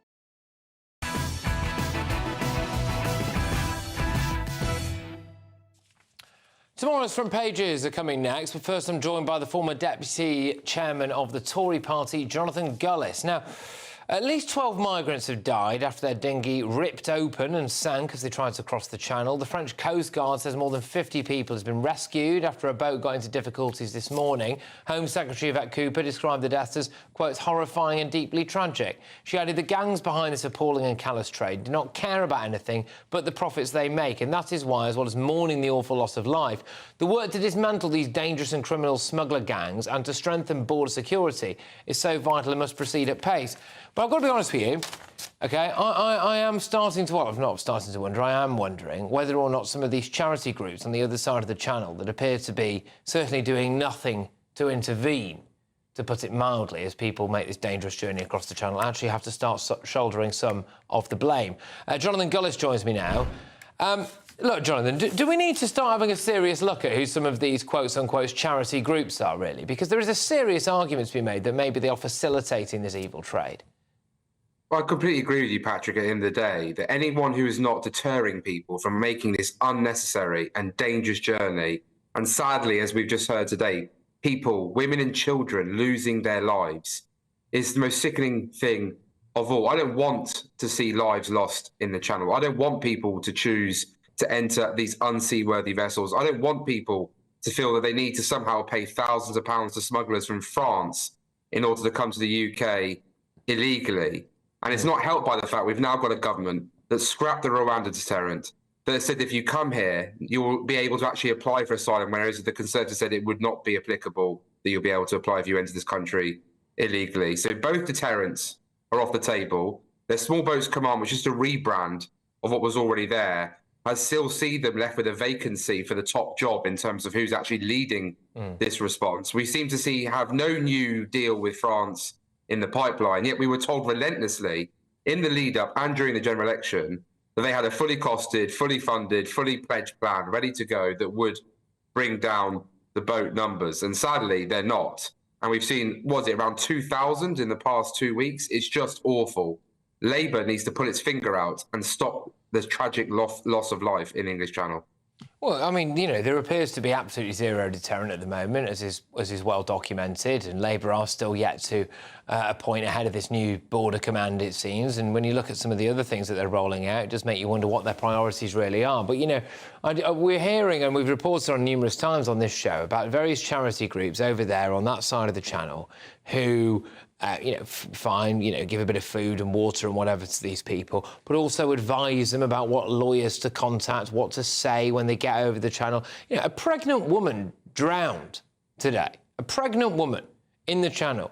And I'm sorry, Labour talk about smashing the gangs, and we think about these, horrific criminals who trade in human life. But I'm wondering whether or not, seriously, some of these charities should be treated as gangs.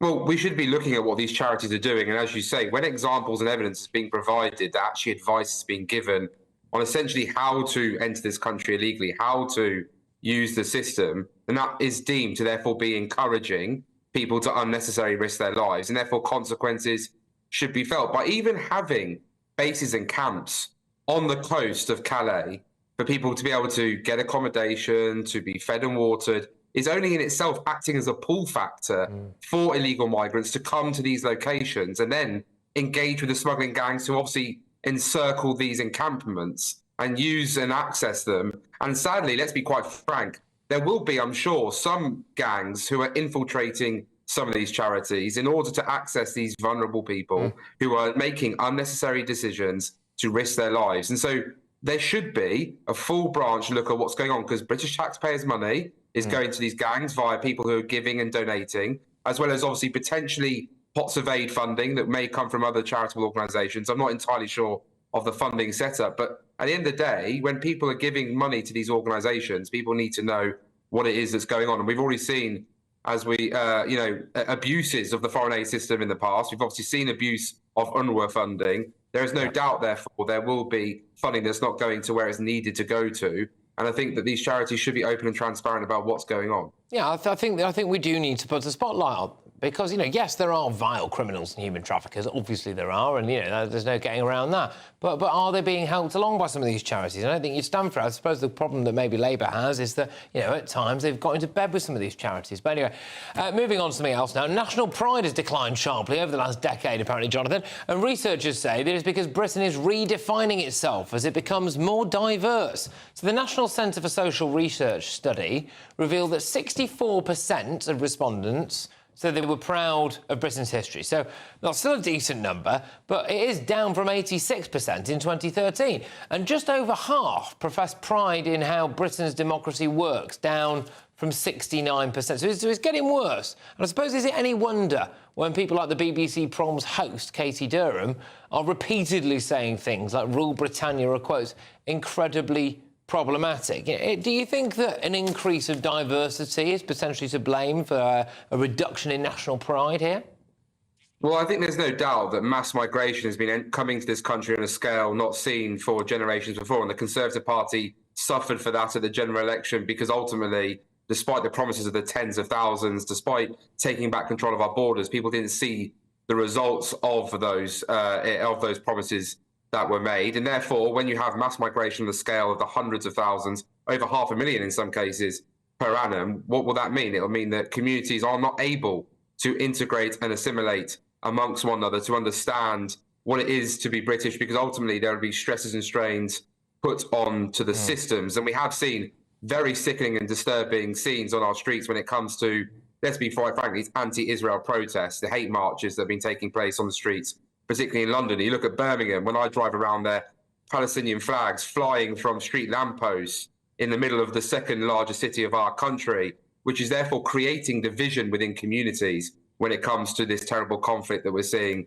over in the Middle East. And then, of course, as you say, you've got lefty lovies who are so desperate to virtue signal on Twitter, your Gary Linekers of this world, and of course others at the BBC, who look for any opportunity to tell us that cheese is racist, gardening's racist, the countryside's racist, that Jerusalem is a song that's totally inappropriate, despite the fact I was very proud to have that at my wedding recently as our first hymn in the church, to remind people of our patriotic duty to this great nation of ours. Because ultimately, it's so important to understand that being British is not something to be embarrassed of. It's being something that's to be proud of. It's brought many great things across the globe. And of course, we have a past, but so do many other nations. I think Douglas Murray's done fantastic work in pointing out that slave trading is not unique to Britain or America, but nearly every nation's got its hands dirty in this particular trade at different points of history. So let's not always look to beat and talk ourselves down. Let's talk about how great Britain is, and I'm bloody proud to be British. Just very finally, and we are very pressed for time here, Jonathan, so quickly if we can. But apparently Tom Tugendhat has said that voters no longer take the Conservative Party seriously. He is running to be the next Conservative leader, the leader of the opposition. How do you find his chances, do you think, especially if he's saying things like that? Well, I think Tom's right in saying the British public tuned out to what the Conservative Party had to say before the general election was called, and certainly weren't listening to what we said during that election period with the promises that we were making in the manifesto and the warnings that we were saying about what Labour would do in their first 100 days. And Rishi Sunak said that Labour would be a disaster in the 100 days. Well, they managed to achieve in about 57. So it's sad to see that they want to freeze and starve pensioners by taking their winter fuel payments. They want to give climate aid, £11 billion overseas. They obviously want to pursue this very green agenda without actually understanding that importing coal is actually worse for the environment, not better, whilst closing down coal mines in Cumbria that could be used for British Steel, and obviously undermining other energy and North Sea oil, for example, as well. So I don't think Tom is wrong to say that the British public are tuned out. That's why it's important we get the right leader in place, that the Tory party unites behind them, that we come up with a sense of Conservative policies that the public believe we will actually deliver and that are deliverable, and that we hold and shine a bright light on this Labour Party. And I do believe in 5 years' time we can come back. I think the public are very deeply worried about what they're seeing from Sir Keir Starmer already. And for you, that leader, I think I'm right in saying, is it Priti Patel that you've backed? Well, I am working on Team Priti, Patrick. Yes. So yes, I would of course say she's the right leader. But look, Priti's made it perfectly clear. I'll make it perfectly clear. Whoever it is that the membership of the Conservative Party chooses, they'll have my full support, because they'll be a damn sight better for this country, particularly for my children's future, than the Wally that we've got in number 10 already. All right, strong stuff, Jonathan. But, you know, it's great to have you on the show, as ever. Jonathan Gullis there, former deputy chairman of the Tory party. Right, I think at this point I will just say quickly, I think Labour would push back on the idea that they want to freeze and starve pensioners, but we take his point about the winter fuel allowance. Anyway, coming up, the Irish teacher and devout Christian, Enoch Burke, has been arrested for the third time in a row after a trans student's name and pronouns issue. I have a right to my job. I have a right to work here. He has a right. I have a right to be here. Yeah, look, I'll go into a bit more detail on that. Is he a hero of our times or a misplaced fanatic? My panel will debate that, and I will give you the very first look at tomorrow's newspaper front pages, so stay tuned. Hello, good evening. Welcome to your latest GB News weather update brought to you from the Met Office. Through tonight, there will be a few showers, but for many of us, clear skies, and it will turn quite chilly across northern areas. But through the rest of this evening, a weather front still to push south and eastwards through parts of Scotland, Northern Ireland, into areas of northern England and Wales. So cloudier skies will start to develop here through this evening. A risk of some showers across northwestern England, Wales and the southwest. The showers, though, moving away from the south and east. So it will turn drier for many of us overnight tonight, but still a few showers lingering on across parts of western Scotland in particular. But clearer skies inland will allow temperatures to fall away to 2 or 3 degrees in rural Scotland. A fresher night than last night as well across southern areas of England too. But despite the chilly start, it will be a bright start for northern and western areas of Scotland, particularly across the Highlands and the Islands. In the west, in the east though, a risk of showers as well as in the southwest. Some of these showers could turn quite heavy, particularly across Northern Ireland throughout the middle part of Wednesday. There's a risk of a few showers across central areas of England too, but still some sunny spells around, and Wednesday will be a day of sunshine and showers generally across the UK. In any sunshine, it won't feel too bad. The winds are fairly light. After the chillier start, temperatures aren't going to quite reach as high as they have done in the past few days, but it will feel pleasant enough with those lighter winds. Showers, though, could turn quite heavy with a risk of hail and thunder across parts of Northern Ireland and western Scotland. But it's across the south and east where we see the heaviest rain develop through Wednesday evening. That will likely linger into Thursday morning. So there is a rain warning in force through rush hour on Thursday across many southern areas of England and parts of South Wales as well. So take a look at our website for more information on that. But looking ahead to the weekend, it looks like it will turn much drier and warmer across northern areas, with rain lingering across more southern areas. Have a good evening. Bye-bye. Weekday weekdays on GB News. Wake up to breakfast every day from 6 a.m, followed by Britain's newsroom at 9:30. At noon, it's Good Afternoon Britain, followed by Martin Daubney from 3 p.m, only on GB News, the People's Channel, Britain's news channel. I'm Nana Acquia. This is GB News, Britain's news channel.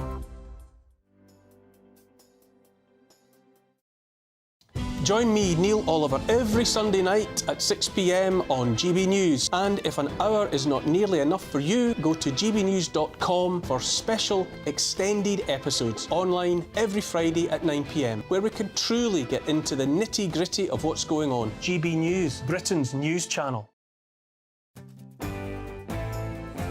I'm Emily Carver. This is GB News, Britain's news channel.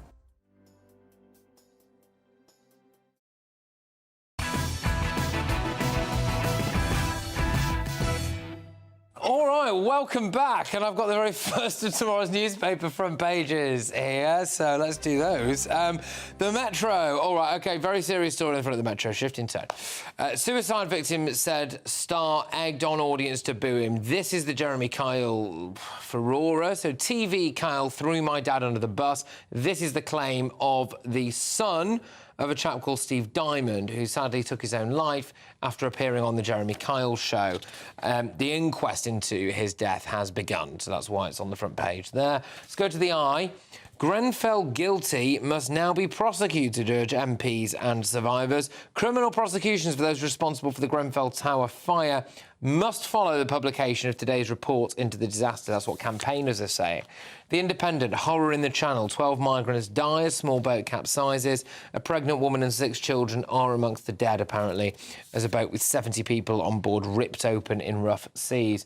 Let's go to the Mirror. Can I just, apologise in advance? I don't set the news agenda. This is an incredibly bleak set of front pages that you've got here. But dog walker attack, murdered by a kid 30 seconds from home. So a boy of 14 has been held over the, quotes, killing of a frail 80-year-old granddad in a park.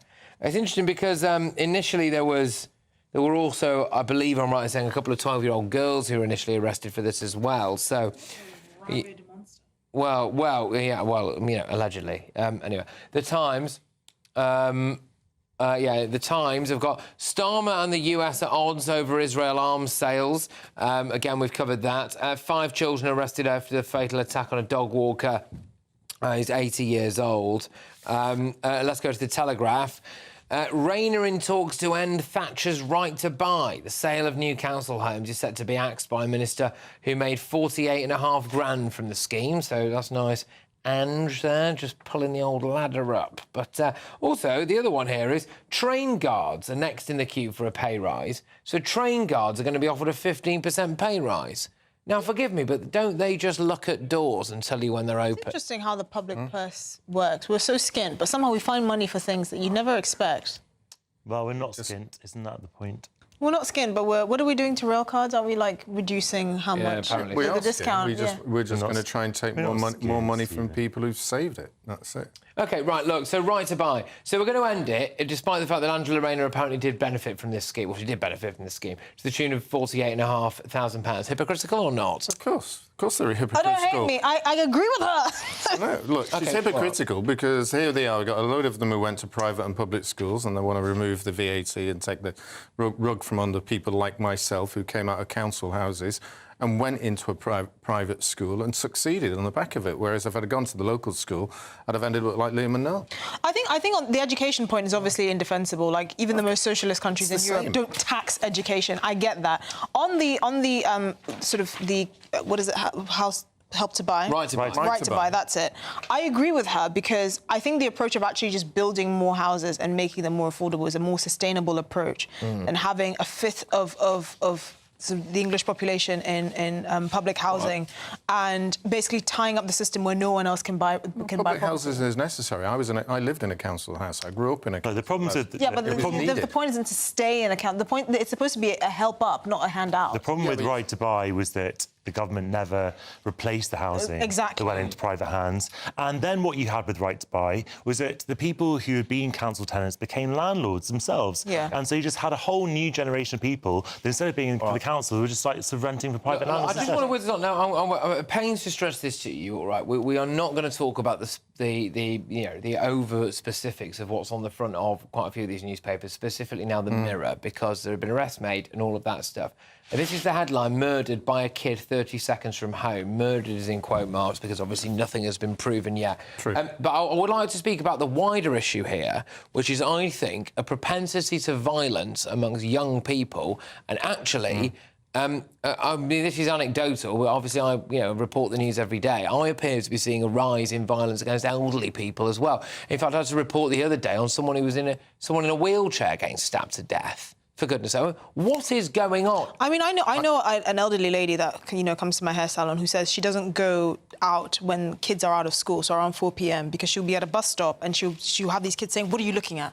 Like trying to intimidate her, feeling like they've given her, she's given them evil looks or something like that. And this is a frail woman with grey hair in her 80s. I don't think it's just down to elderly people too. It's happened to myself. It's happened to people of my age. People, and it happens to younger children and teenagers even more so, because there is just a general aggressiveness now, a more violent aggressiveness. Lawlessness with younger children and younger teenagers. And whether that's down to what we're seeing in the levels of violence on TV, what we're seeing on levels of violence on social media, I think that has to be something to Well, what do you it. think, Jonathan? Do you think that the younger people are getting more violent?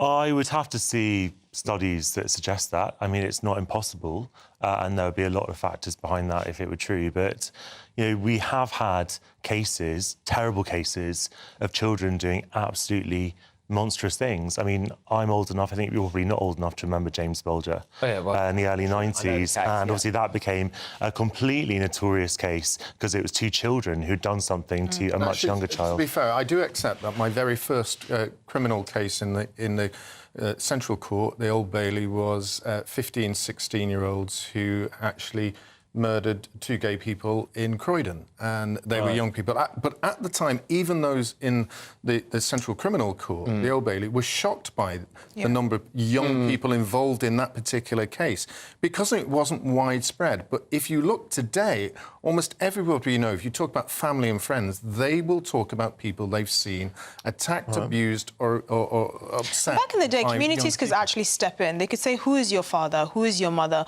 Why are you behaving like this?" People actually knew each other. Now we don't even know people 3 doors down.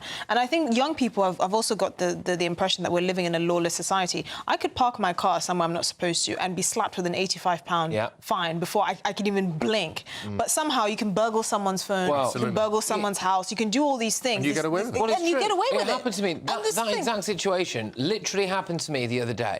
I parked my car in a place there was no parking. I had to nip into somewhere quickly, and I had to walk down a high street. I won't name it, but to walk down a high street, and I could physically see crimes taking place on that high street. The buzzers were going off on shops as people were nicking things. There was at least 2 drug deals that I walked past.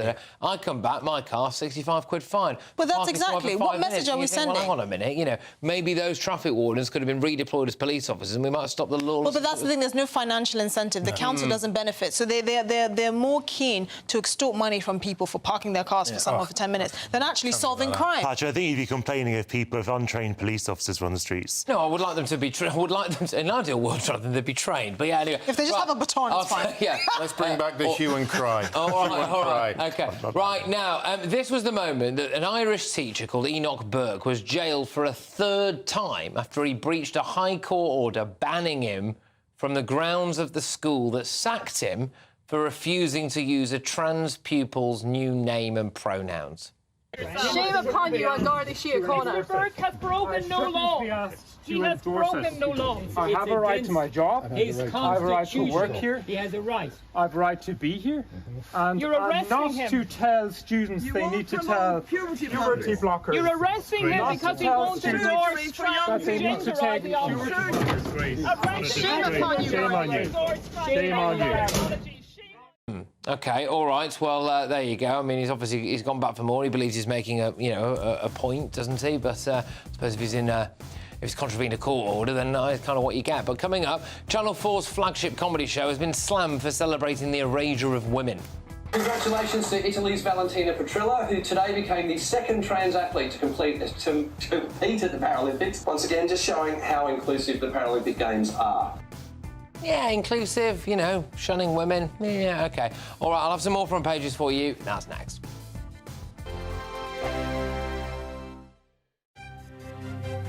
GB News Breakfast. Every day from 6 a.m. Meghan Markle is finding it very, very difficult to recruit staff for her lifestyle brand, which is called American Riviera Orchard. There's a mouthful for you. Apart from a jam gifted to influencers earlier this year, the brand is yet to launch any products. Well, let's speak to our US royal and showbiz reporter, Kinsey Schofield. Good morning to you, Kinsey. Who's going to want that gig?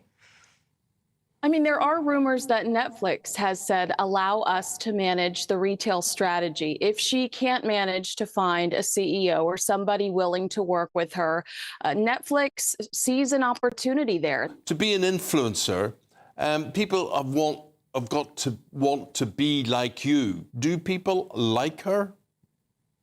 I mean, this has been her biggest issue in the last few years, is realizing that there's been a shift when it comes to their popularity.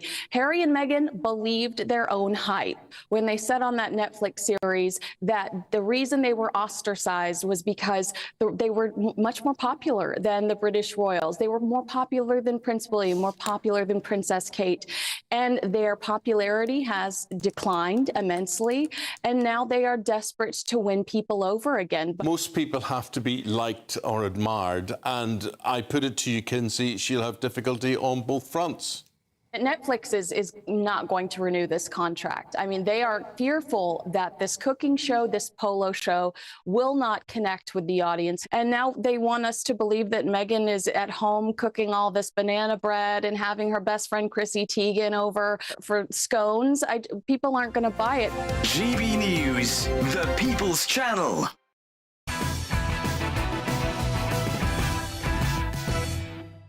All right, welcome back to Patrick Christys tonight. I've got a couple more front pages for you. So we're going to start this round with The Guardian again. A deeply distressing story. 6 children amongst the 12 dead after a boat ripped open in the Channel. I did make the point earlier, I do think it's time for us to have a little look at these charities that are on the other side of the Channel and their role in the trade in human people, or indeed just humans. I suppose they're all human people, aren't we? But the Daily Mail, how long before the vile smuggling gangs... Oh, there you go. Before the vile smuggling gangs are stopped. There's 12 more migrants die after a boat capsized in the Channel. You know, there's also this weird story that I think will probably get a bit of traction on GB News tomorrow. So Lucy Letby's handwritten quotes-unquote confessions, right, the ones where she said things like, I'm evil, I did this. Well, it turns out that she wrote down those things on the advice of therapists. Now, look, I'm not saying that... I appreciate why would you write that anyway, OK? But it is remarkable that her legal team didn't appear to suggest the idea that this was... at least float the idea that this might have been some kind of... Or fire the therapist. Why would you say, I'm evil, I did this? Yeah, I know. The more I look... Is that what you learned in therapy school? A confession, write a confession? Well, I know, I'm with you. So the more I read and hear about this, I'm not saying she's innocent, but, you know, a lot of people who are experts think that this might have been an unsafe Absolutely guilty. I think that case was... I mean, the trial was forensic. Oh, no, I disagree, and I think there was concern from lawyers looking at the way that was analysed at the time. I had some concerns about the way evidence was being presented and adjustments being made to some of the medical decisions that were being made. And I think some part of me was saying, was there an issue with the way that the hospitals were being run? And they are happy to take the blame on this. Yeah. And now we see NHS nurses really deeply concerned about this. I'm happy to see what happens with those people who are reviewing this. That's all. Look, I must say, I found the initial pushback to the Lucy Letby verdict a bit weird. Yeah. Because I was, yeah, I suppose like most Maybe people... murder, I'm like, But then, really... look, you know, then I looked at it and I thought, actually, the state of maternity care in Britain is so awful. Yeah. So awful that it is not beyond the realms of possibility that a lot of babies did die there as a result of something or someone other than substandard care. Look, I'm not really qualified to talk about this, I suppose, but it's interesting how this thing keeps rearing its head. Look, we are going to actually just wrap the show up now with today's Greatest Britons and Union Jackass. So let's get stuck straight into that. Esther, can I have your Greatest Briton, please? Adele. Adele? Because Go on, why? she's taking an indefinite break from music again. When was she back? But this is the thing. She came back for like a Las Vegas residency. This is the life I need. 5 months of work and then like 6 years of retirement. She can retire the rest of her life. That's a work-life balance I can get behind. Good start, Stephen. I'm going for Jack Draper, the tennis player who's got to the quarterfinal of the US Open, just proving how public schools can once again get us into the top line. And the Labour government should be looking at what happens when they remove VAT. All right, there we go. Go on, Jonathan. Charlie XCX, who declared today, which was tweeted out by the BBC News account, which I thought was a bit strange, the Brat Summer is officially over. And I just want to thank Charlie for Brat Summer, which brought us all a bit of joy and propelled Kamala Harris as well, which obviously I'm very grateful for. Oh, good Lord. Yeah, well there we go. All right, it's a bit of a different one today because today's winner of the Greatest Britain is actually my wonderful executive producer, Liam Dotson, whose last show it is today. I would like to thank Liam for everything. When we started working together, the show was in much different shape than it is now, it's fair to say. We've accomplished a heck of a lot together, and it is no mean feat what we've done, and we owe a heck of a lot to you, Liam, so good luck in all your endeavours going forward, and thank you for not just being a good colleague, but being a good friend as well. So, who's your Union Jackass? Ed Miliband. OK. For adding 150 quid onto our energy bills to subsidise some sort of wind farm initiative that he has. Yeah. No one likes the sound of higher energy bills. OK. And I just don't think this is all right. Ed Miliband, there we go, go on. I'm going for Lord Layard, the Labour peer who wants us all to work to 68, despite the fact he gets £360 a day as a membership of the House of Lords and is one of the highest paid pensions that he's got himself. So maybe he should offer that. Oh, classic of the genre, isn't it? OK, go on, who's your Union Jackass? Patrick, what a difference a week makes. Remember last Tuesday I came on here and said that Oasis... And now, having waited for 7 bloody hours in that queue, I have completely changed my mind. I hate them. I never want to hear another Oasis song as long as I live. Here I was, dressing up as a modern version of Oasis with my jacket up to the top for you. So I didn't get tickets then? Did he get tickets? No. There we go. I actually don't know anyone who's got tickets. Yeah, well, Ticketmaster, I want Ticketmaster to be joint Union Jackass, because the way that they hiked, serious point, the way they hiked up ticket prices was completely outrageous. OK, well, today's winner of the Union Jackass is...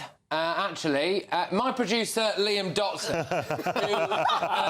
who is his last show today. He's a dangerous, treacherous son of a... And he's leaving, OK? He's walking out on me. Where's he going to? After all we've achieved, OK? He's just thrown the towel in. He's a quitter, OK? And I, for one, am happy to see the back of him, all right? I've never thought he was a friend. He was never any good and he'll never work again. All right, OK, you can come back anytime you like, Liam. But anyway, all right, OK, so there we go. Well, look, I would just like to say thank you to everybody who's been a part of this show, especially Liam. But yes, it's been a rip-roaring chat. I'm off for a few days. So I think Martin Daubney's on tomorrow. Headliners are up next, though. They will be steering you through the news in much more detail than we just did just then. And what a news day for it, although, you know, warning, most of it is absolutely, completely and utterly miserable. I will see you on Monday, but thank you very much, everybody who's been watching and listening. I'll see you then. A brighter outlook with Box Solar, sponsors of weather on GB News.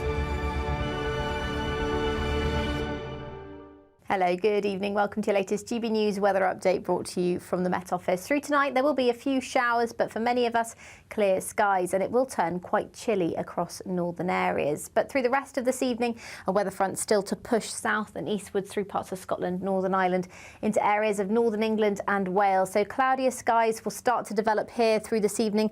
A risk of some showers across northwestern England, Wales and the southwest. The showers, though, moving away from the south and east. So it will turn drier for many of of us overnight tonight, but still a few showers lingering on across parts of western Scotland in particular. But clearer skies inland will allow temperatures to fall away to 2 or 3 degrees in rural Scotland. A fresher night than last night as well across southern areas of England too. But despite the chilly start, it will be a bright start for northern and western areas of Scotland, particularly across the Highlands and the Islands. In the east, though, a risk of showers as well as in the southwest. Some of these showers could turn quite heavy, particularly across Northern Ireland throughout the middle part of Wednesday. There's a risk of a few showers across central areas of England too, but still some sunny spells around, and Wednesday will be a day of sunshine and showers generally across the UK. In any sunshine, it won't feel too bad. The winds are fairly light. After the chillier start, temperatures aren't going to quite reach as high as they have done in the past few days, but it will feel pleasant enough with those lighter winds. Showers, though, could turn quite heavy with a risk of hail and thunder across parts of Northern Ireland and western Scotland. But it's across the south and east where we see the heaviest rain develop through Wednesday evening. That will likely linger into Thursday morning. So there is a rain warning in force through rush hour on Thursday across many southern areas of England. Good luck. This is GB News, Britain's news channel. Top gear to top beer. See what we did there. Jeremy Clarkson. Hundreds of people have been queuing to be some of the first punters inside Jeremy Clarkson's new pub in Oxfordshire. It's called The Farmer's Dog, and it opened to the public at midday yesterday. Now, I mean, this is it's called The Farmer's Dog, and it's just outside of Burford, just off the A40. Jeremy Clarkson brought it with him, and yesterday there was a 4-hour queue for a pint at the newly opened bar. The serious point of this story, and what, to be fair, Clarkson's doing, is like he's done with his farm, Diddley Squat Farm, which has been a very popular TV series. He's actually promoting the British pub. Jonathan, we know they're closing at a rate of knots in this country. Because this is Jeremy Clarkson's comment on why Sir Keir Starmer is banned. They're a hopeless bunch. Starmer hasn't done much to endear himself to me yet. Well, have a look at farming. It might turn around. You never know. So, I mean, this is the thing. I mean, the political point here, David, isn't it? It's like, you know, Jeremy Clarkson has raised, the issues of farmers in this country and how much of a struggle it is for them. And he's now doing the same for the pub trade. So there's a serious point to what Clarkson's doing. Absolutely. I mean, these are two things which are part of our heritage: pubs and farms. You're talking about farming. We do need to talk about farming actually, and what Brexit has done for farming. Not only what Brexit has done for farming, and now you have the government negotiating trade deals with countries and the